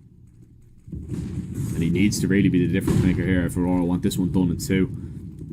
Mid presence taken by 1 man. He does actually land a little bit of a tag there onto Boomich. Lackey needs to focus on the short player. As they may look at the apartment, Boomich catches the perfect timing up, and the T's just ripped to shreds. We don't see Laddick use his op whatsoever. And it's the save from South there. It has to be 1 win. They're looking a whole lot better, man. They've come back into this game with a vengeance, and they really haven't looked back since, to be honest. No, absolutely not. And that was really awkward for Lucky, right? Because he wasn't alone towards the back of the site. He wasn't alone on B.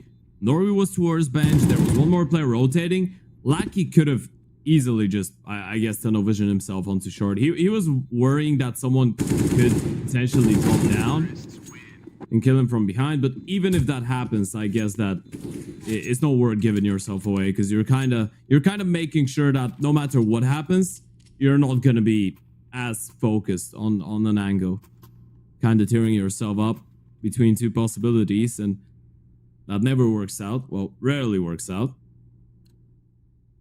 They go for it again though. 12-9.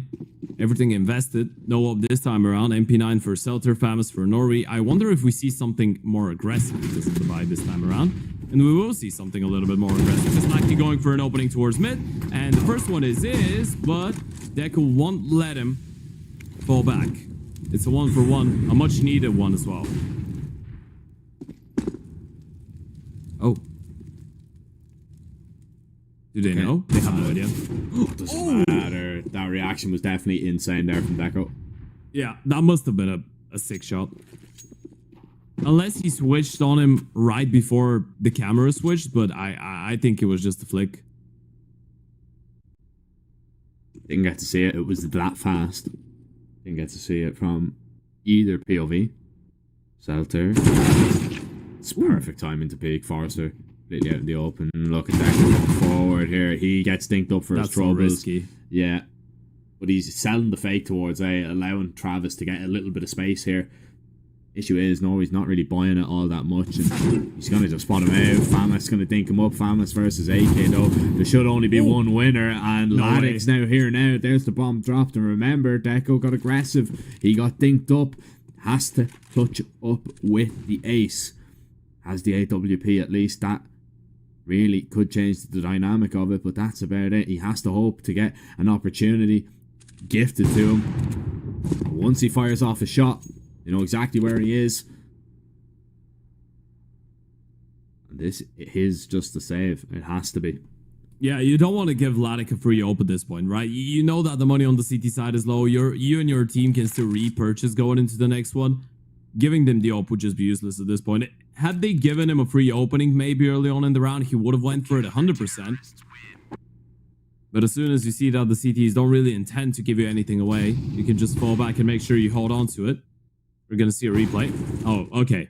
He actually was holding for it. It was a good round for him. Great round for Aurora, though. A lot of damage done by the FAMAS towards the B-bomb side, and OneWin go for their 3rd tactical timeout of the map. Still not too bad in terms of the financial situation, but they do realize that if Aurora get back on their feet, this could escalate quite quickly.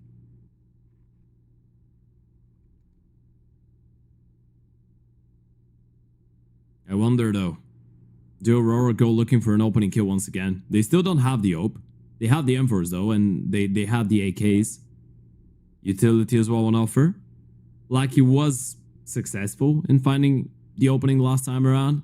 It was just that he was alone, and maybe a bonus flash to secure his path out of middle could have done it. OneWin are switching up the approach a little bit though. They're gonna go towards A. And it's looking like a really quick one. Yeah, looking like a really fast one right Old now. flash. Oh, flash is perfect. Self there. Oh, runs out of bullets, unfortunately. Another molly's going to go down, so the T's can't push past it, but it doesn't matter if you find every single kill. How did the CTs retaliate? Oh, Forrester, Lackey wasn't ready for that position at all. Nori is down, and just like that, the click of the fingers, round's over.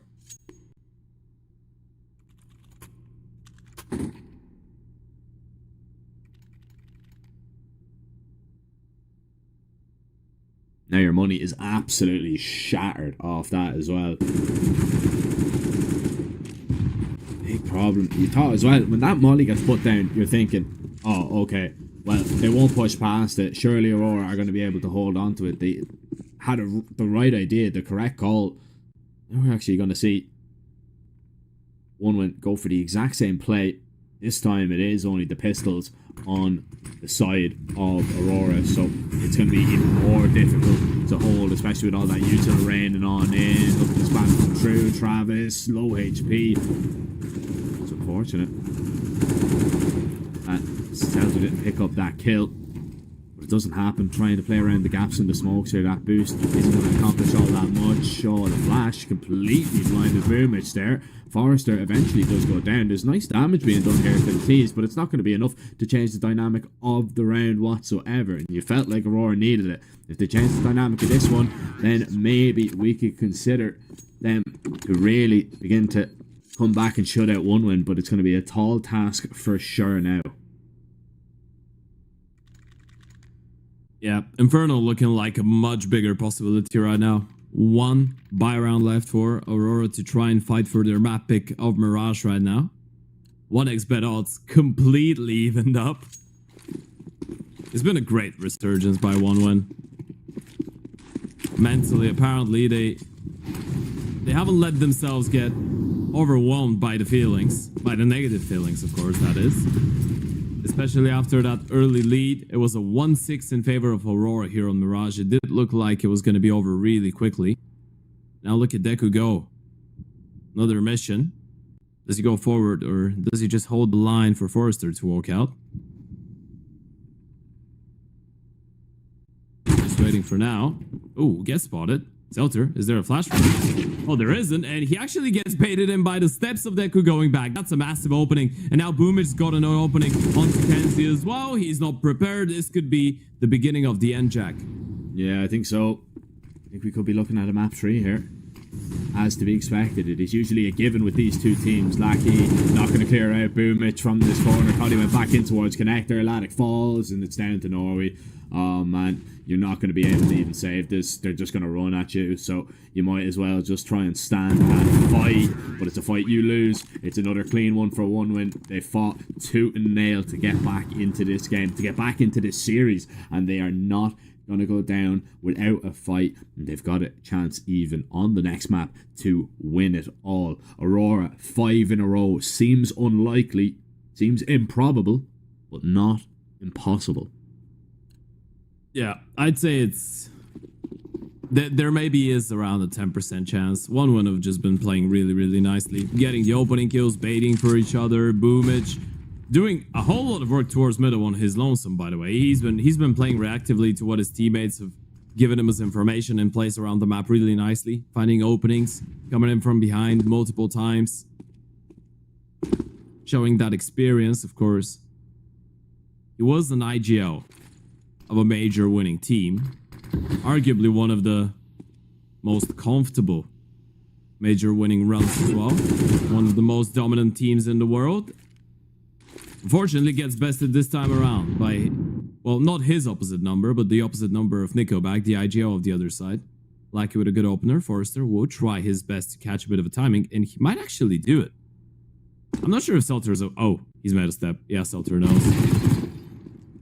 SMG close range is always going to be a problem for you to deal with, as Forrester figures out, and now Seltzer just upgrades. Aurora, we're in a great spot, in an absolutely fantastic spot, and that's why, you know, you can never count them out, even when it was one-way traffic for quite a while. One-way traffic, if you will. Kenzie here in the steps. Travis, better of him at least, spots out the scout. OHP has to get on out of there. Echo just drops a molly. Happy enough just to save. You've got plenty of money here, so you don't need to go in really and get that loss bonus, right? You can be happy enough just to hang on with the weapons you do have.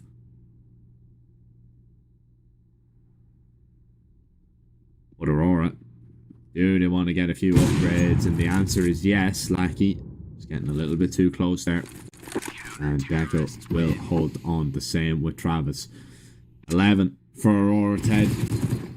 Now you were saying it was a 10% chance.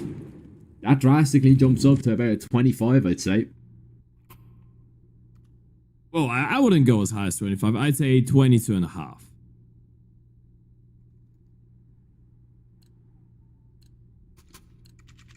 I think there's definitely chances. Definitely chances. Man. Yeah, there is for sure. I mean, the big problem is that there's too many people on the side of 1-1 that have plenty of money, so it is going to be buy rounds that Aurora are up against most of the time. You know, the start is not looking too bad. Boomage finds the opening, but Kenzie is there with a refrag. Problem is, he is alone towards under, and he's lost his window player, so he'll have to find one more on Nickelback probably if he wants to stay alive here.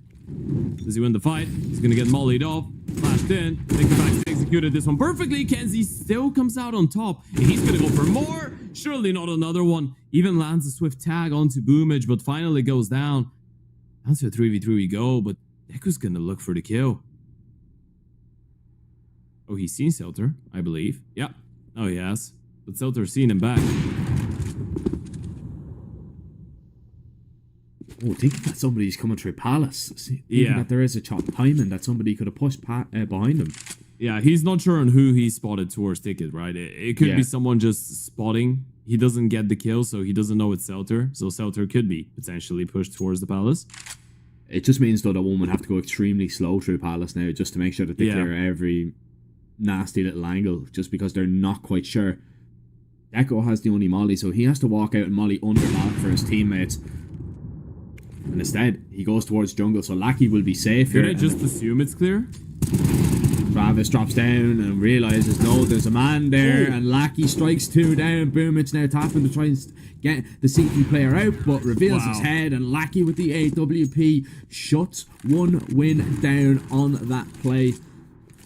And even saves an op for Laddick to now get involved, and it's time for 1-1's coach to get involved, have a little bit of a discussion. All right, how do we close this one out? How do we stop Aurora from getting confident, from getting back into this, and more importantly, from forcing overtime? Yeah, absolutely. And you know, this is just 1-1 being really diligent with their approach, right? Because there could have been a person pushing Palace, especially after Aurora spotting so many people towards under, towards middle. There was 2 people on their pass, 1 more middle at least. So there could have been a person trying to get in close and personal when you know that Selter loves pushing for information every now and then, right? So as soon as you spot the player towards ticket, you are thinking about it, kinda. And you just waste so much time in doing so. Lackey with a massive triple kill there in the end of the day. 15-12. Pressure starting to build up a little bit. Still not too overcomplicated for one win, but if they lose one more, then it will start feeling like a game that Aurora could totally come back into. A lot of pace for Forrester towards Connector. He's taken all of that space by himself.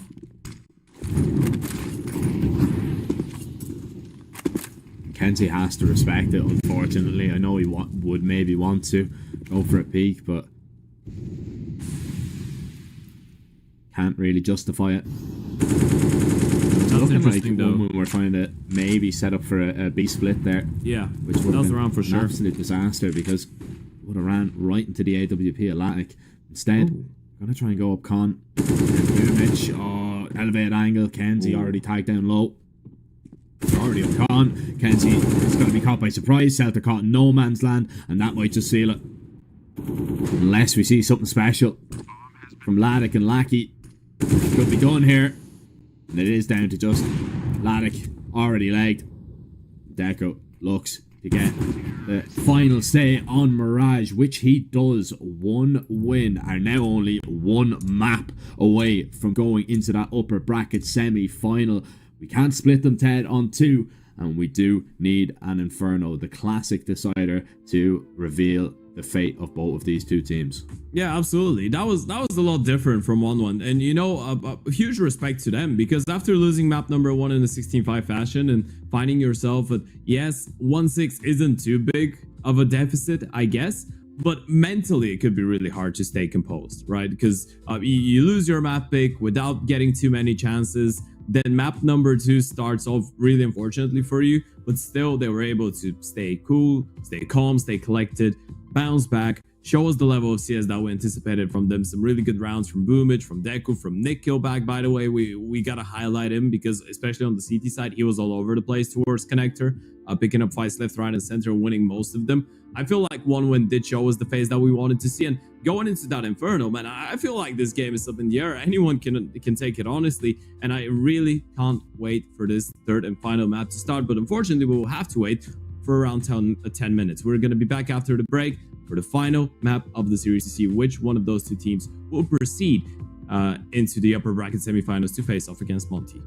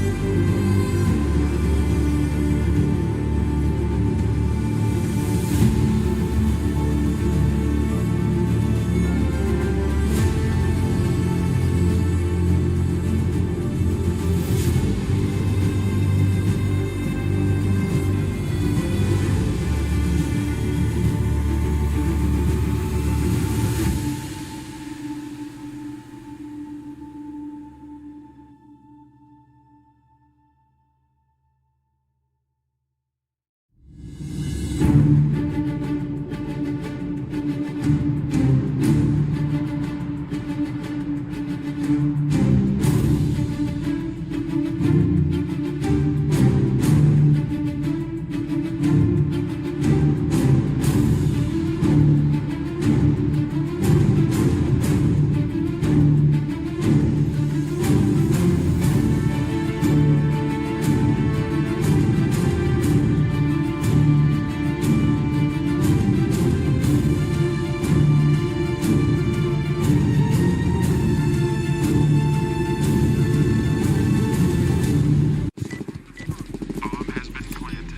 very complicated job, but I love simple things so much.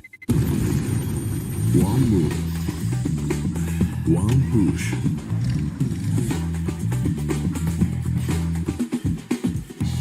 One touch.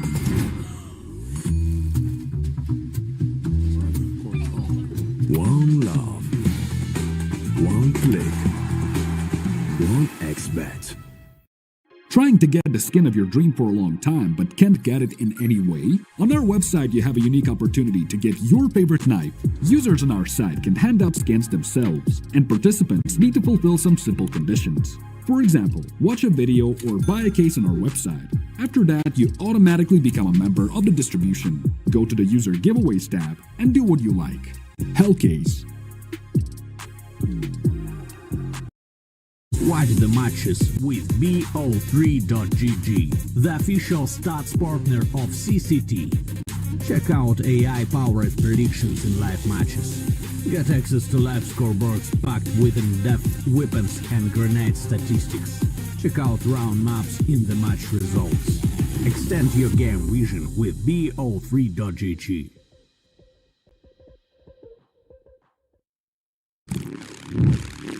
Well, what are you doing? Exhibit. What do you think? I'm a paperclip? It's Mr. X to the Z. You need to quit browsing like a lame and get Opera GX. Because with GX mods, you can pimp your motherfucking browser. All you gotta do is click here, select the mod, and boom! New look, new sounds, new everything. It's not easy being a legend. Oh, shit. Not again. Change the mod now. Download Opera GX.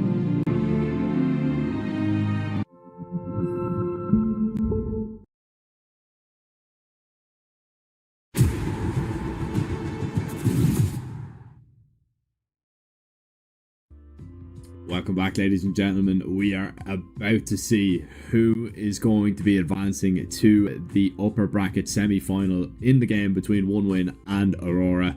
Man, it's been incredible so far. We've seen, first of all, a stomping on map 1, then One Win managed to battle back. They showed us really what they were made of on map 2 of Mirage, and now we go to an Inferno to decide it all, and it's an even playing field, I would say. And yeah, the odds, the 1xbet odds, they do agree with me as well. It's pretty even. One Win slightly favored, but you know, going into this one, man, I have absolutely no idea who's going to come out on top, because both teams have been brilliant in certain scenarios. Yeah, absolutely. It's been a 50-50 game so far. I mean, map number 1, even though it was a 16-5, had a lot of factors to it. The fact that Aurora started on CT side, they won the pistol the second half, so it was always going to be tough for One Win to get a competitive score out of it. Then on Mirage, One Win were able to kind of control the game, I'd say. I mean, considering that they started with a 6-1 deficit, winning the map in the end with the score that they did, I think was impressive enough. And going into that Inferno, I'm not really sure what to expect either. I feel like numbers at this point we can just throw through the window, because Mirage, statistically, if we had to look at numbers, should have went in favor of Aurora, but it didn't in the end of the day. So going into Inferno, I really feel like it would really matter on how things start, who starts on what side. I feel like for Aurora, if they start off badly, it would be a lot harder to come back into the game though than it would be for One Win. And I think we saw a really good example of it, right? The mentality of One Win is just a little bit better, more experience on the lineup. So I feel like the opening maybe 7-8 rounds on Inferno are going to be a lot more vital for Aurora to take, especially if they start on that CT side. Yeah, I'm looking forward to seeing, of course, you know, knife rounds at the side, but it's that battle that we've kind of seen a little bit more so in Mirage than we did Nuke between Laddick and Deco. And it was what I was most excited to see on paper when we seen that we were going to get to cover this matchup. Because, you know, they are two of the most exciting up-and-coming operas in the CIS region at the moment. And we got to see a little bit of that battle on Mirage, and I'm hoping to see more of Inferno, which we are jumping into right about now.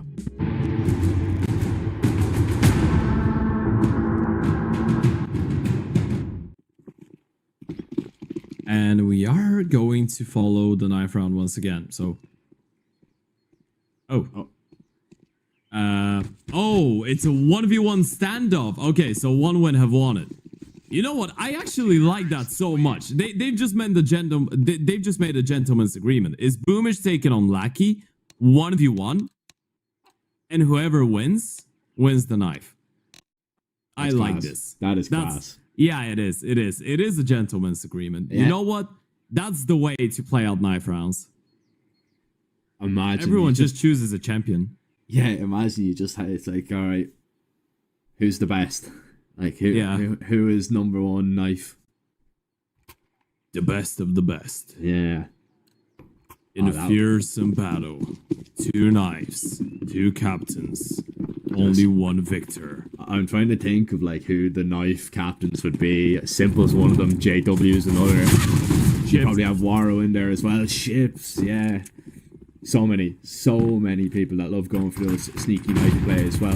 When we do start on this T side, look at the pistols trying to make their way into B. Will they get past Celter, who's just using this USP to his advantage? Remember, Aurora have been so prolific on these pistol rounds, but the tide could be turning in this game as the Glocks look to reign supreme. Oh, low HP on Laddick, low HP on Nickelback. Needs to find the insta headshot onto Travis, but he runs out of bullets, goes back for more, and this time he collects the kill, and Nickelback flanking round, but the jiggle is just what Nickelback needs to find the headshot, and one wins very first pistol of this series. I want to talk about the teamwork and the protocols of one win to clear out that setup, by the way. As soon as they spot the player in CT and he goes away, they see the guy triple, he gets a kill, they know he's not giving him a peek until they make contact with the guy runs, right? It's such a basic way to approach it. So they just double peek all of them. They double peek Kenzie, they double peek Celter. They couldn't double peek Laddick because he peeked into them, so fair enough. But before Laddick comes in on the rotation from Banana, that was a 3 versus 1 because of those coordinated peeks from everyone. No one was going for solo peeks. Everyone was glued up together. They were like peanut butter and jelly on a toast. Inseparable. Oh, abs pop. Celter, MP9 in hand. There's 1. There's 2. Great hold by Celter. Shuts down the play completely. Nickelback fights back with 1. There goes the CZ from the back of the side. Great Deagle headshot. Nickelback is extremely low. Again, he's going to be left in a clutch situation, but this one a little bit more difficult because he has to find the insta headshot onto Lackey and then drop Nori without taking a lick of damage. And, well, he's going through second mid timing. It's going to work out for Nori. Yes, it is. Nickelback cannot fire back in retaliation, but Aurora, they answer back in retaliation. Their force comes out on top. And coming back to that, actually, do you know when you hear that is like peanut butter and jelly? Yeah. Like, do you call it jelly or do you call it jam? I call it jelly in English. In Bulgarian, we have 2 different words for the two. We have jelly is gelé. Yeah. In Bulgarian, and then we have slatko for jam, which is pretty much translated sweet. You ever see him? Nope, he didn't. Well, all right, boom. It's not jamming on the brakes here. No, I'm here giving Bulgarian lessons, and and he's giving banana control lessons. Celter, this could be huge.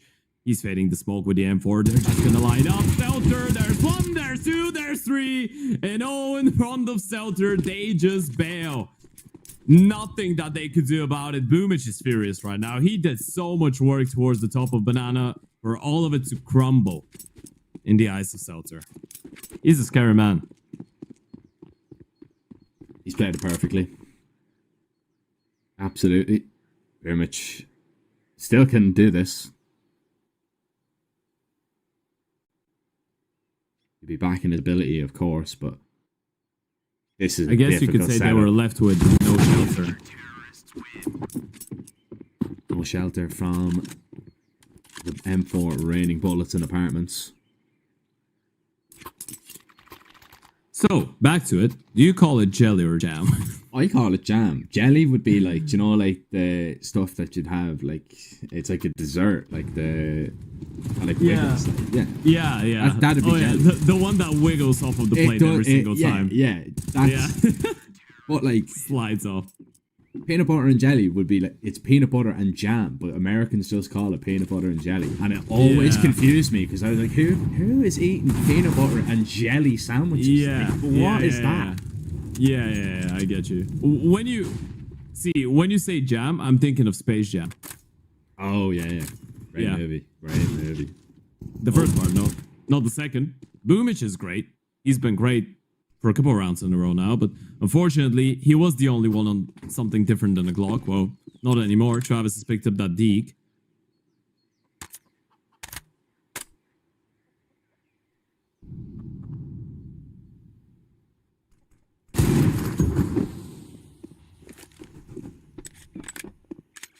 Well, Seltzer is low. You gotta focus on trying to keep those members alive. And Lack is doing a really successful job at it. Getting another kill on the MP9, trying to farm up the cash. The CT's needed, by the way. Ladek is doing alright in the financial department. Of course, he is the Oper as well. On an M4 currently, but you gotta make sure you're not giving kills away to the eco. You want to build up somewhat of a financial foundation here.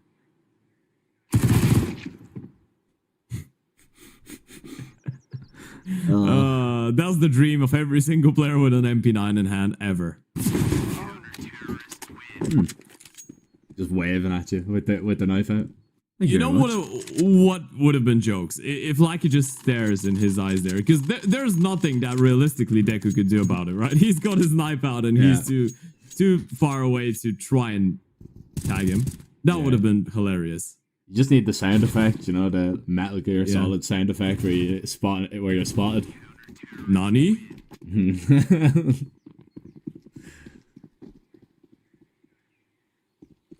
Well, first going round.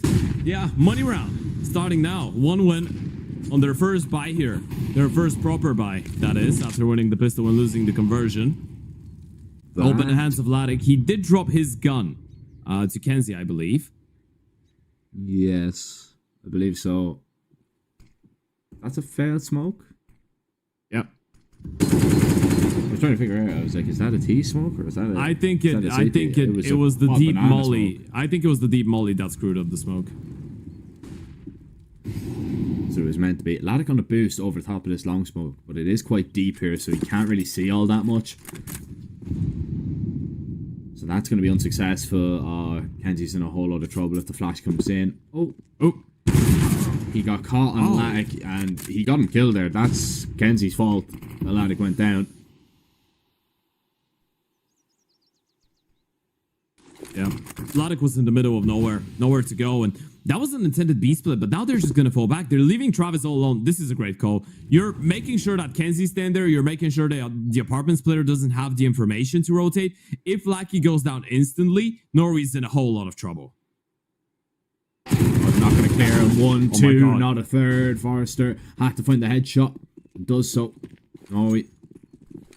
Oh, they're going back? Doesn't have any util. Yeah, they are going back.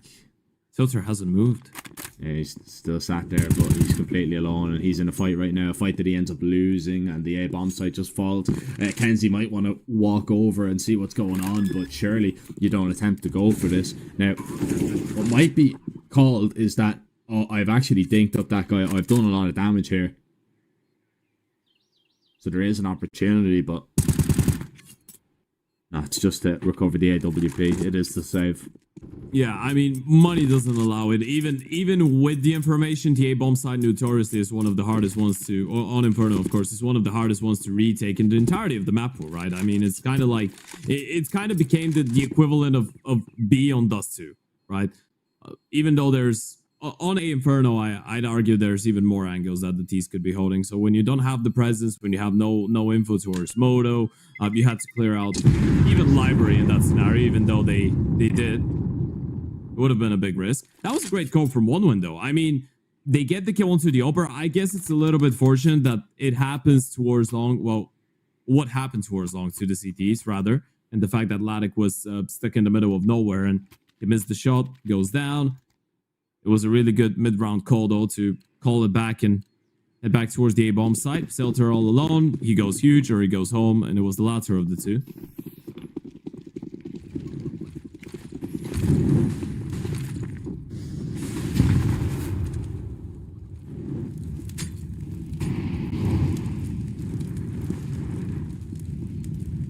There goes the flash.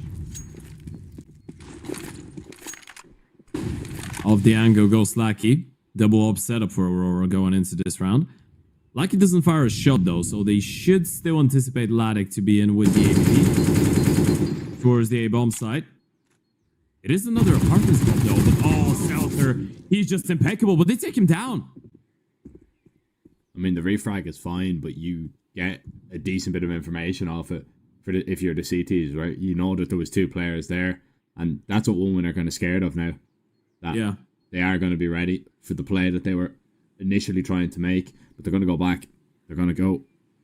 Boomich has created a decent bit of space from them. That flash now worries Lackey just a little bit. He's going to fire off a shot and run away and try and just set Nori up for a little bit of success, but actually it's just a fake here. Double back once again. Lackey forced off the angle. Still, Aurora do not move. No reason to. I mean, you haven't even seen a player. You've just seen the flash and that's it. And no one's playing on the back of it. Ladek can just stay with the Ope and they don't have too much util. They don't have a single flash. The Oper could go huge here. Yeah, but Kenzie, he's playing anti-flash, waiting for something that'll never come. Needs to turn around. Latic tries to get out onto the site. Kenzie's down, using the smoke to his advantage. Boomage looking for him. Nearly lost in the sauce, but does come away with the kill. And the bomb will go down at least for OneWin. It's a safe plant. Nickelback resides in the site alone as Boomage gets a decent post plant in the pit. As Lackey waiting to see if Nickelback will walk backwards. He doesn't know for sure if he is there. He sees where the bomb is planted, of course, but no idea where he has maneuvered himself to. And Nickelback will not move backwards. He just continues to move forward, as does Nori into the crosshair of Boomage. Nickelback finds one as well, and OneWin. They tie this game up.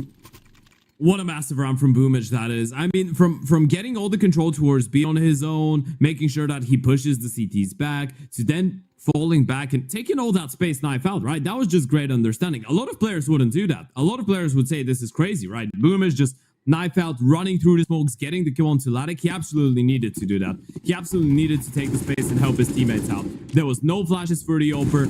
He was in a great position to find more kills here. Ladek could have gotten the kill, could have fallen back, could have taken down Nickelback. A lot of things could have happened, but Boomage helps him out, and then they played the 2 versus 2 in a perfect way. Now, an opening kill has already happened, and somehow is the USP of Norway to take down Boomage. I assume that happened towards Banana.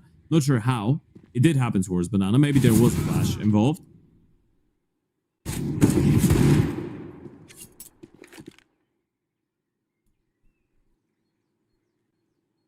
How many does Soter get from the pit? Not a singular one. You think so? No, too low. It's because he gets all of them from mini pit, right? You see Kenzie, they know maximum one is here. Celta is just going to be found out. 0. Way too difficult. Way too difficult for him to get anything in that situation. Yeah, I mean, the amount of times he's been left all alone in those scenarios, and he's still 9-5, by the way. Yeah, nothing against his ability, but as soon as that got these 3 players towards Banana, like, there's, no chance of it. You know, Celta is usually on the balcony or in the pit, and the flash was just perfect. Yeah. He is a really reliable rifler. I was going to say Oper, by the way, for a second. But he's a very decent anchor to have, do you know what I mean? To lock down Inferno. Every time I see him, and any map really, but especially on Inferno, he's one player that you usually see actually perform quite well on Inferno. Like, the multi-kills are there for him, and he doesn't have too much of an issue, too much of a problem with playing by himself when Aurora need to make those rotations away, because he's usually always good for one or two to at least give his teammates a chance.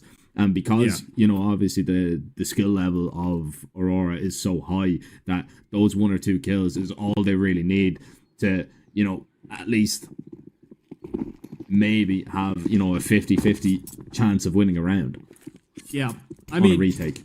Even though Aurora, any team would benefit from having an anchor that's always good for 1 or 2 kills, right? And is really good at picking his fights. His multi-kill potential is quite high, and he's not the most risky player as well. Oh, the chain of flashes were actually really good, but Boomich still manages to get the kill on Silak, and you can see the CTs are really unhappy with this one. They invested so much utility, so much manpower, and they don't get a kill. And now they're just forced to stay here.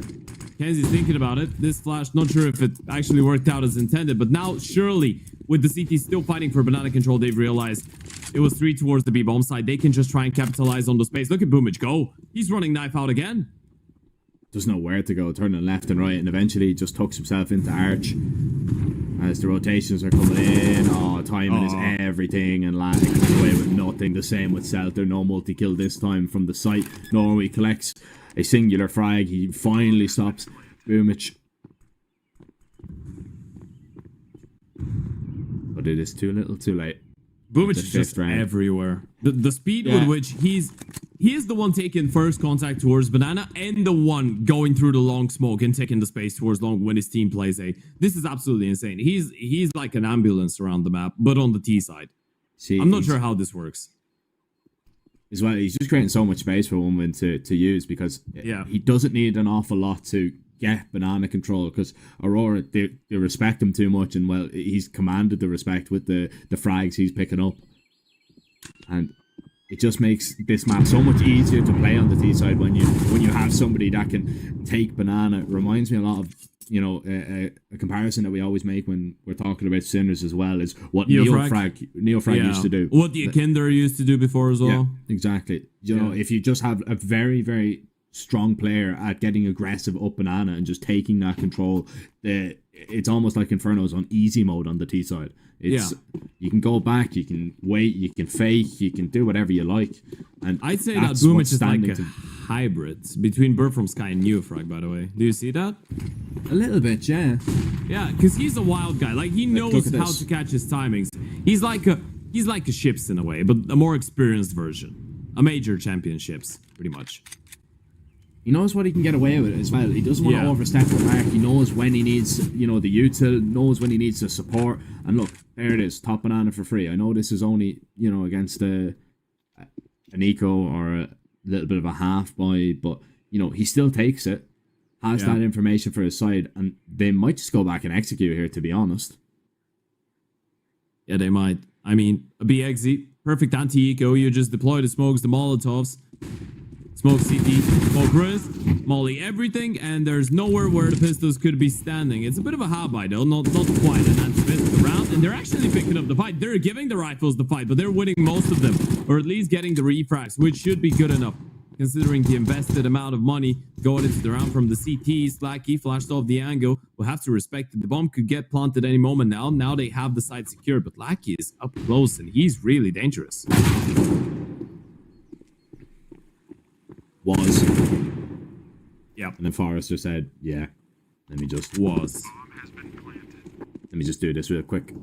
What's this? 6-3. That's it, done. Selter. Yeah. Armor saved. MP9 saved. Maybe can give that to go aggressive. Adjustments have to be made here for Aurora. You need to really stop Boomich from getting all this space. You need to go down, take banana aggressively, so I won't be too surprised on this gun round if we see Aurora actually send 3 players towards B and just send 2 players down, maybe somebody down with the SMG, just to try and stop that, because that's where they're going wrong right now. Just letting One Win kind of play their own game. But to be fair, the times that they have gone to try and take banana, Boomich has won the fight. You remember the chain of flashes that came through Vumich, even when he was blind, he still managed to find the kill. Gets a little bit fortunate, but you cannot let that round kind of discourage you from going for those aggressive plays, because right now, to be honest, in my opinion, it is needed.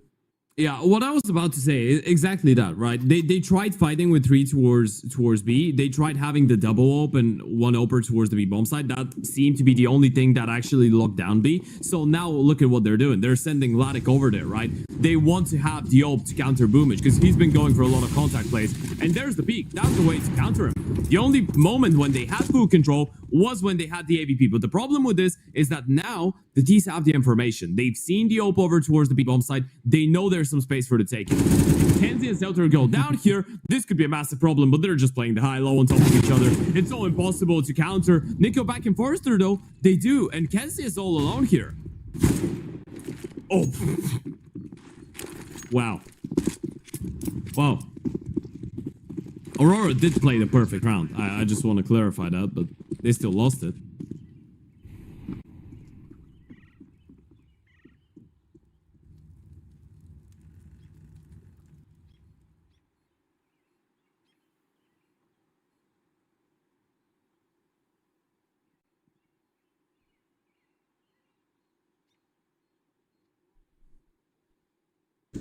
So it seals the save.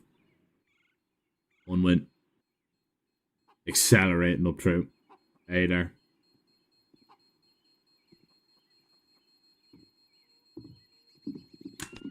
New that they had.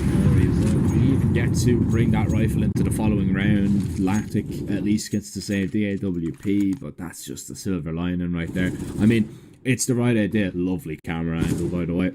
Yeah. Echo, what a great shot on the Kenzie. I mean, I just said it. They, in my opinion, they just played the perfect round. They called exactly what they should have.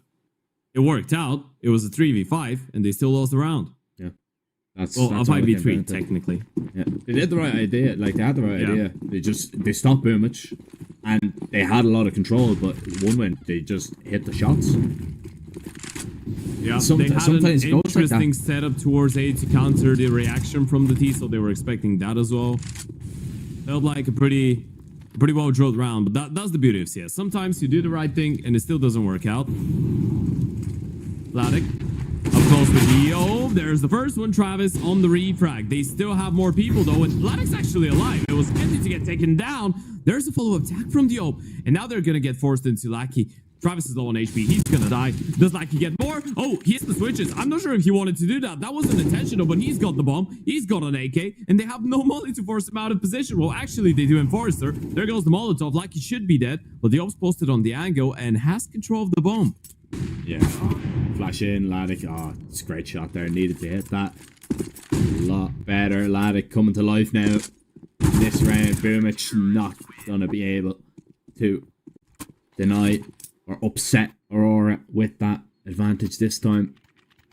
And Celtic make sure of it. Interesting to see if we are going to spot Deco on and off, but it looks like it's going to be 5 rifles, 5 AKs, should I say. Ladek waking up now. Hopefully he can continue that for the rest of the half, because I have a funny feeling Deco is going to be absolutely frying when we swap sides.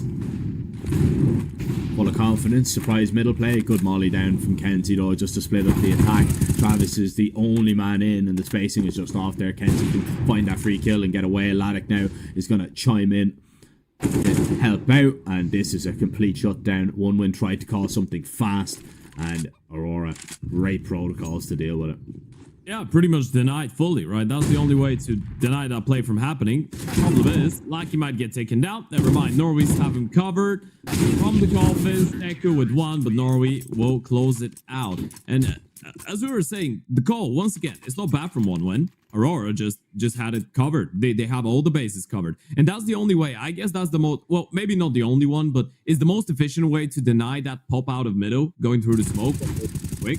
Just deploy the utility in time, right? Most of the time, the reason you can't react is because, you know, it's a surprise play, it's pop, so you're not going to be having a Molotov in hand. But if you're able to deploy that Molotov or a flash or something to separate them pretty much, and isolate 1v1s, most of the time you're going to be able to stop that play, right? It's just going to transition from a surprise pop from multiple people that is really hard to react to and counter to just one wild person running through nades. There's no difference for you, right? When you're picking up the fight, when you've been able to deploy the nades, and it just makes it look so easy. Kenzie gets the first one. Ladek posted on the angle with the ult for the second, even though he was partially blind.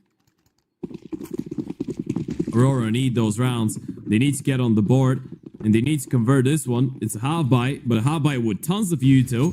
An AK for Deco. And potentially another apps pop coming up, or another mid pop. Still to be determined. It does look like an apartments one.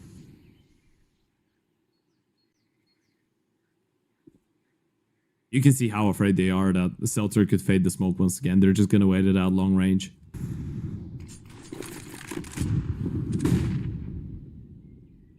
I'm so worried for Latic here. If the pop comes through boiler, which is looking like maybe it might happen. I mean, they're sitting there ready and waiting. Yeah, it's going to be a boiler one. They're going to split. Yeah, and also Celtic's dead because they're going to triple nade. If they get past Latic, they're going to nade into the big pit. They could be in a whole lot of trouble. This time the molly's going to go down. Here come the HEs raining on in. Celter expired, and they will take the site with ease. A fantastic set play from One Win. Lackey in Norway, they can just watch their teammates fall in the feed as they fall back to B.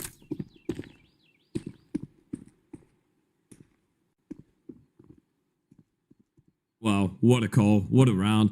And that was one of the few moments when I'd say that maybe Celter could have done more there, right? I mean, he just fires off his entire clip of bullets and he just starts reloading. He was 100% convinced that there was not going to be anyone coming out of the apartments, and that's just such a smart detail, right? You make so much noise towards middle, so many people get seen. He just believed that everyone was going out of brackets. He didn't think apartments was a possibility, and he just gets fully exposed. The pistols run him down. That's a round that 1-1 shouldn't be winning, but it's a lovely set piece. I mean, it's a great one. You just wait. It's really patient. The nades are perfect. That kill from Nico back is absolutely mental on Latic, though. It was a drive-by.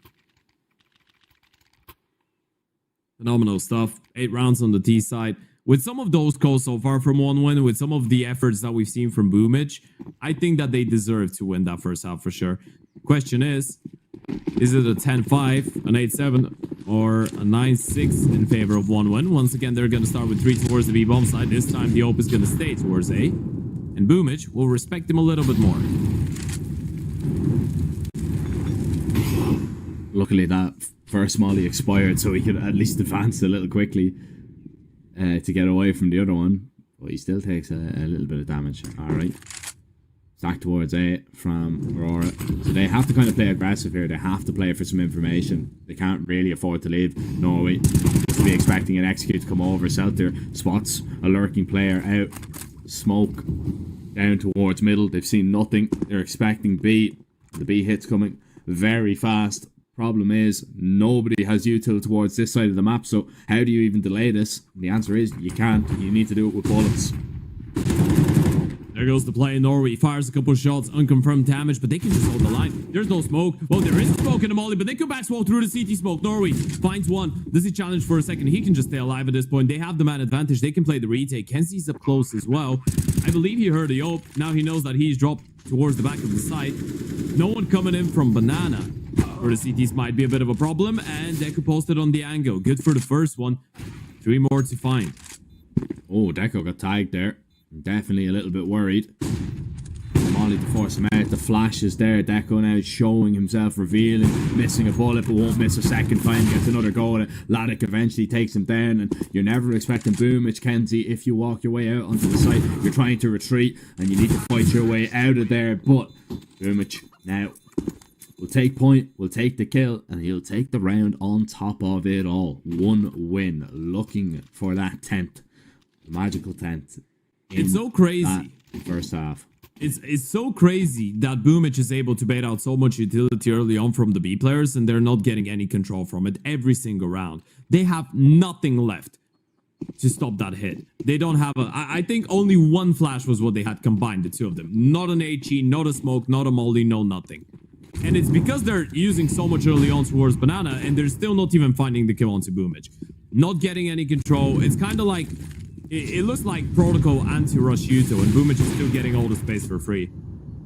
They're going to try and change it up once again. Put Ladek towards that part of the map. But one win. They're going to be a little bit more diligent once again. They're getting all the control that they want towards Banana. There's the flash.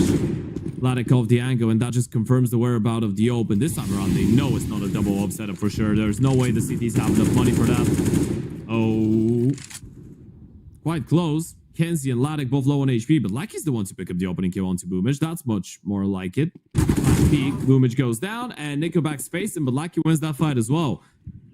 There's the response towards Banana, and now that closes a massive door for one win, so they're kind of forced to commit A here. Yeah, they have to. They're going to be forced into an abundance of crossfires here. Luckily for them, it's only a FAMAS and an SMG, but still difficult to get past. And well, you're going to have your back turned to at least one of them. That's the idea of the crossfire. But you deal with a side player. Now Celta's going to be over. Well, Forrester, just runs out of bullets at a pivotal moment. Deco, the fight, wins the first. Did he hear the steps of the second? Now he does. Lack's just going to swing him. Tap, tap, tap, tap, tap. And eventually, Deco goes down. He didn't get off the plant. If he did, maybe there was a chance, but Aurora at least finish with another round. That is 6 on the CT side. We need to see a very strong showing on the T side for Aurora to take this. One win, in my opinion, are going to be happier of the two. Yeah, absolutely. I mean, I was getting really worried that Ladek might run out of ammo there, by the way. He's just spraying with the USB, running around, but hey, works out in the end. They were supposed to win the round in the first place. It was a massive effort in the 2 versus 4, I believe it was, for the 2 1-1 players. But still, if the pistol round goes their way, and the conversions as well, we could be in for a really convincing score here for 1 win. Problem is, Boomage is all alone towards B, and there's 5 people chasing him.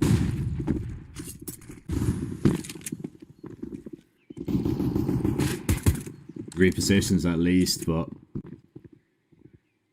not in a position to find the kills. Norway is the next player that's going to be in trouble. There's 3 players barreling their way up Banana, and he needs to stop them. But look the amount of support he's after receiving. Look at the amount of players here. But it's Boomage with the pinch. He finds 2, and Celter now alone. They know he found a kill towards Runes here. They're going to tap. They're going to peek them all together, surely. But he finds a kill on the drive-by. Boomage sticking it this time around. 10 seconds, and Celter now has to bait into a peek. And Nickelback hits the headshot when it is needed. 1 win. They didn't win a single pistol till it got to Inferno. Now they win both, and they've set themselves up for a maybe shock reverse sweep. Boomage is just great. He's doing so much for them. That double kill is so massive. He was the B player, let's not forget. Yeah, he lets Travis to take his place towards Church there in a way, so maybe it should have been Boomage going down. But he was holding for the push through the CT smoke, fades it, gets a double kill, sticks the defuse as well, which I think would have been good enough to win the round. I'm not sure if Celter gets the kill with Nickelback and still goes for the swing in the 1v1, considering the time was running. Well, the time wasn't really as low. Maybe didn't expect it. 10-6 though. Forwards by for the T's. Norway's already been tagged down low. And you can see, even from the get-go, even though the buy is a little bit troublesome for the T's, the big difference between the approaches, right? I mean, the CTs are proactively trying to get control over Banana, and that might force the T's to play in towards the A-bomb side. For now, though, they're just going to hold. Just make sure that you don't give anything away. Eventually, they will have to get a move on, and Forrester boosted round 2. That might not be anticipated, especially after the kill onto Deco. Question is, how many does Forrester get? Does he actually get any? I don't think he's paused them as they're going up long. MP9, oh. Now he does. There's one.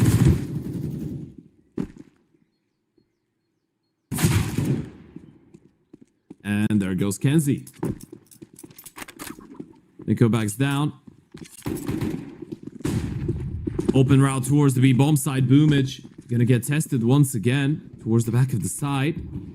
Forrester is gonna be dealt with, but they've already committed, and I think they need to get rid of Boomich here. This is really dangerous. He gets sacked down, though. That's great stuff from Laddick. Scout does the job. A pretty chaotic round. In the meantime, a lot of action actually happened over towards the A-bomb side, and somehow Travis is left in a 1v3. Up close, wins the first one. He knows that Kenzie was towards A. He knows that he's got a 1v1 against Laddick here. Well, apparently not. He was looking for a second player. I think they calmed it to him right now. Yeah, now he's realized it. No kid though, so he needs to tap the bomb, look for the kill. Out of ammo, out of time, out of chance. Maybe gets a kill, maybe stays alive. That'd be the best possible outcome. Now they know he's not on the bump either. And he's not even going to get anything else. Kenzie shuts him down. 7 on the board for Aurora. As, again, they're not going to let one win run away with this one. No, definitely not. They want to keep tabs on them for sure.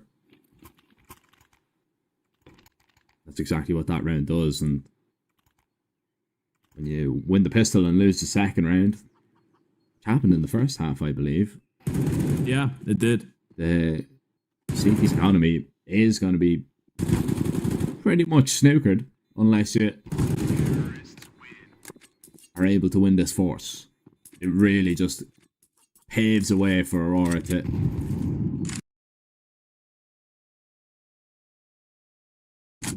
get at least onto 9 before we see a buy round back.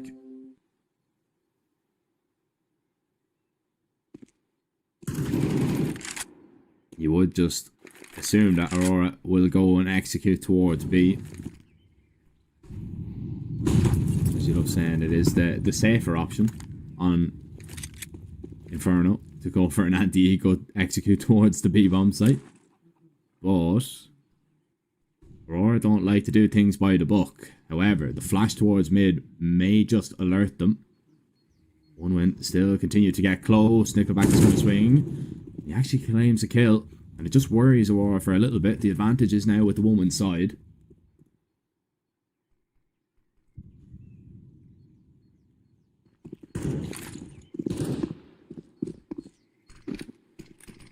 Well, the rotation's going to come in. Yeah. We are brothers, aren't we? Our minds are just functioning in the same way. I love it. Telepathical forces. Norway, let's see if he's got the telepathical forces to figure out where his opponents are. There's a lot of them towards that bomb site, and he's running out of ammo. Gotta be careful. Deku dropped 1. Deku with a second. 5-7 reigning superior. Is Deku collecting all the kills, and Travis will close it out. Coming out of CT was the full stack on the B-bomb side, and courtesy of a massive 5-7 triple kill, it actually pays dividends. Does indeed. And those pistol rounds, man, you need to be so wary of them. And Aurora, they're still deciding what they want to do here. That's a little bit strange. They've lost massive timings here. It's not going to matter all that much. I don't know what the plan is, but I don't think it was anything quick with 5 Deagles, so just look for a few peaks, hopefully. Just see if one win want to slip up. Because of this force, Aurora are in great danger of being reset. Once again, Molly needs to go down here to stop the mid-play from coming in, but it's Forrester stopping them with bullets as of right now. No Celta was coming out of the apartments. Burns to deal with him, but they're just being chewed up and spat out right now, Aurora. Great shot onto Deco, at least for Norway, but might only just be a port in a storm. As the waves crashing down around him. Never mind, Norway's found 2. And I'm a believer now. There's a chance. I am too. I mean, it's a slim chance, but in Norway we believe. In Diego's supremacy we believe. But with 30 seconds, It's going to be a tough one. He needs the timing to be a little bit favorable to him, right? I mean, he doesn't have the time to go for a long wrap. I think he'd love to have that enabled as an option, and he can't, unfortunately, spend all his time to clear out those angles. Yeah, you could see he wanted to go alongside. He wanted to go for the wrap, but there's just not enough time. He's going to have to deploy the smoke and hope for the best. Peek not coming in. Position confirmed. Actually, I think he gets away with a bomb plant here, even with Nickelback spam. And Norway somehow made his way out. He's gonna come back. Oh, he's found the first one. There's no way. Now he's got the confirmation. Sees Travis. Had only one chance and doesn't even take the shot. Travis closes out the distance way too quickly, but Norway's made that one scarily doable.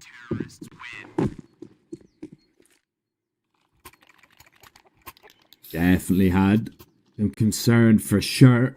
You know what? It was fully reasonable for us to believe. Yeah, fully reasonable indeed.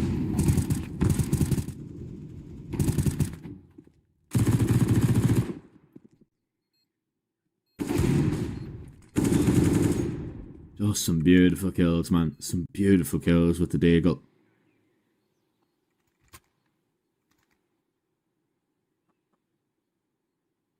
Of course, we're going to probably see a lot more of that in CS2 because the Deagle is ridiculously easy to use. And I absolutely love it. I'm here for it.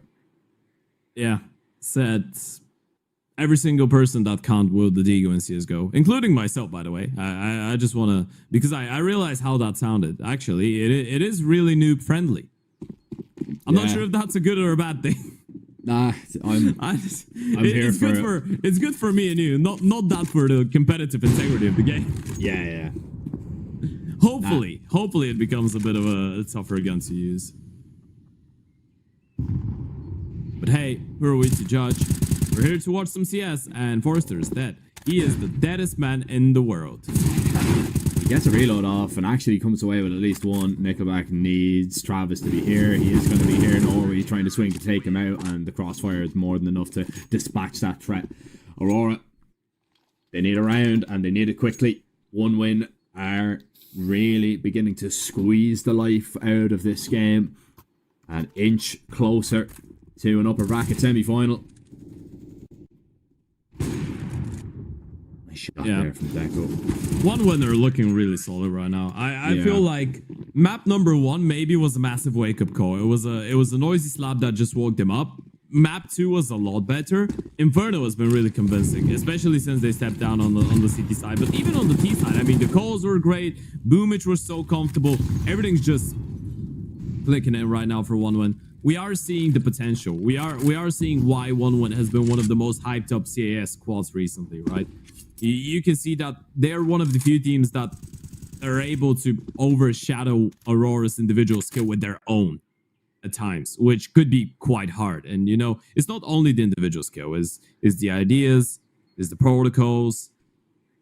Always an interesting game. Of course, Aurora do have one more shot here to make it work with the guns, and it is shaping up to be an apartment spot. Forrester thinking about going for a peek. Oh, he spotted Selter. I'm not sure if Selter is going to be ready for this. That's a great pickup by Forrester. And he recognized it. They wanted to set up a double man setup in the apartments with Yo, but he sees the gun barrel. He's like, okay, we're canceling. I'm getting that one kill. We're going to play the 5 versus 4. That was a great last minute change, a great last minute call from Forrester. And now they have the man advantage to work with.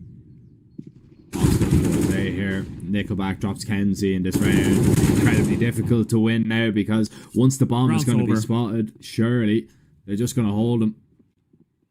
They see him trying to exit, like he has to sprint back to try and help out his teammate, but Travis is all the way down middle. Step made. Blacky's been heard. Oh, Travis is dead. And 1-1 are giving them chances here. They are. But they rotated 2 people, and Norway is on the top of Dark with a Mag 10. He's not going to be as efficient from here, but they can actually cross towards the bomb side unless the CTs go for a late boost. Oh, Lucky's going. This is smart. David made the noise. Boomich gets the kill. Lucky thought he had it. He tried to go for the person below. Ladix still confirms the kill, but this is massive. Lucky should have been alive, and now this is doable for the CTs. This round is absolutely crazy, and Forrester might make it even crazier than this. Forrester Needs to find these kills. He's waiting. Deco inching closer. He actually kills one, but goes down in the meantime. Laddick, he's picked up his trusty AWP, and well, Forrester, he's just gonna stick it. But Laddick, he walks his way around, makes sure that he will not deny, or rather be denied a round. Make sure that he's not going to be faked out by a little tap and bait, but the confidence to go and walk him down. One win.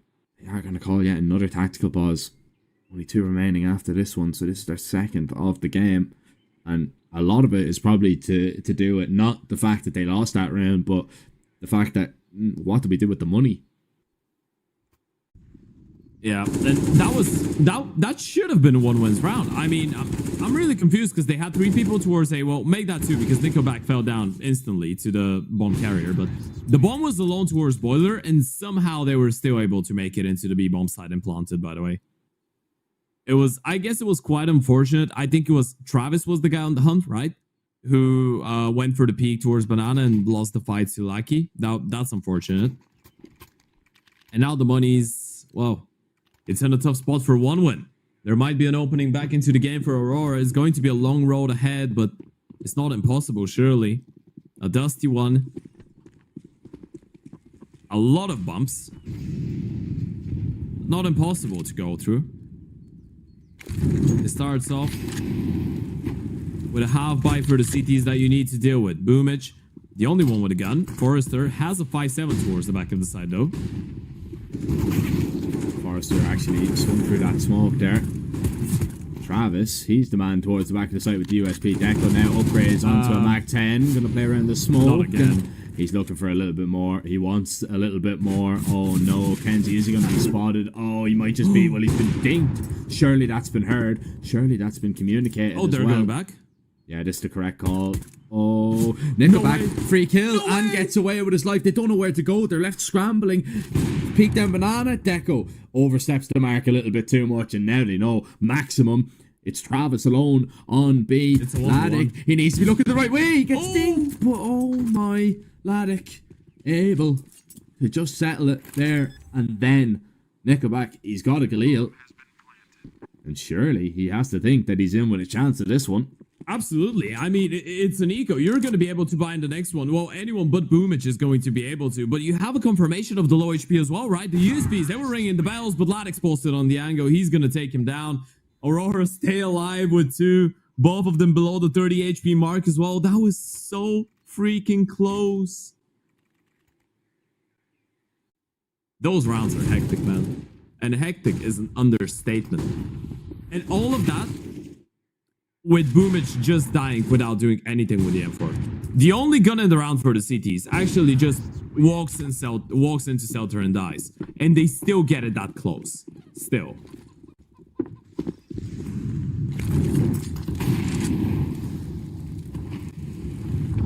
Crazy scenes. Yeah. Absolutely. Absolutely.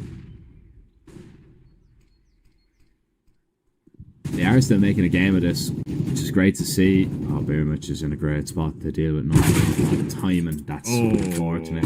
That's a desk slammer right there. Yeah, and he knew it. He was ready for it. I mean, he spots the G2 smoke. He knows that Hooksy's gonna try. Well, Nico's gonna try actually. Doesn't work out though, and that's gonna trigger the B play instantly. Norway goes down. They have no idea. Nico backs towards. Ooh, they just had a teammate there. They have no idea, but he pulls out a smoke, and Lucky will take him down. Travis towards the back of the side, the one to be found.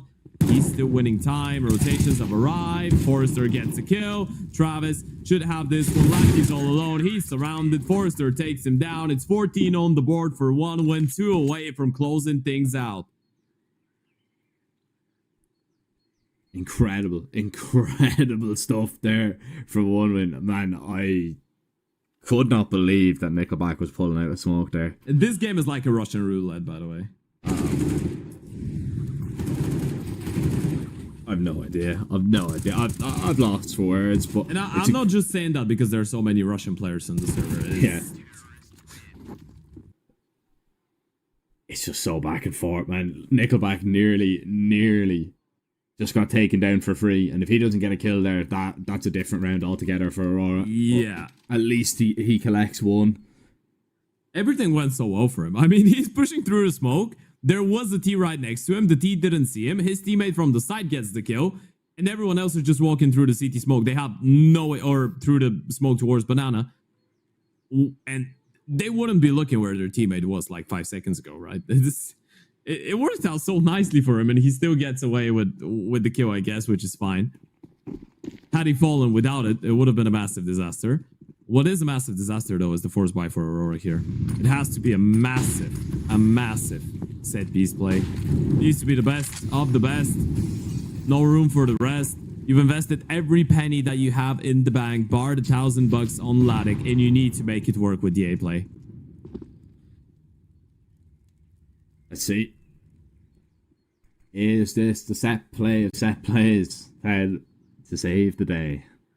Well, is this him? Nickelback throw the HE. You know you want it. He dumps the molly instead. Forrester, excuse me. Just waiting to find a smoke up to the site they go. They managed to find one kill on the entry, but look at Travis and Nickelback. They are putting up an absolute wall on this site, and the pistols just will not get past, and this set play falls by the wayside, and maybe their upper bracket run will end after this round.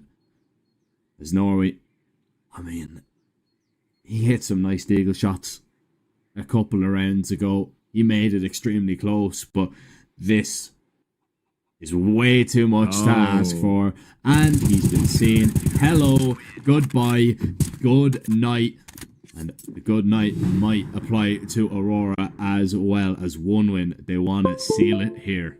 Yeah, they want to seal it here, and they will seal it here for sure. There's the replay. Great sequence from Travis and Nickelback. The protocol nades are just phenomenal every single time. One win. They're just prepared. They're just laser focused on taking this one over the line. Aurora get a chance to replay the previous round pretty much.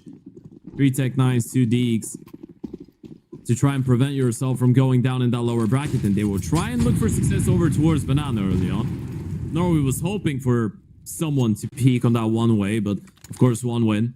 They are aware of the financial situation of their opponents, so they won't be giving them anything. Forrester did go for a bit of a peek towards second middle apartments, but that's not that risky.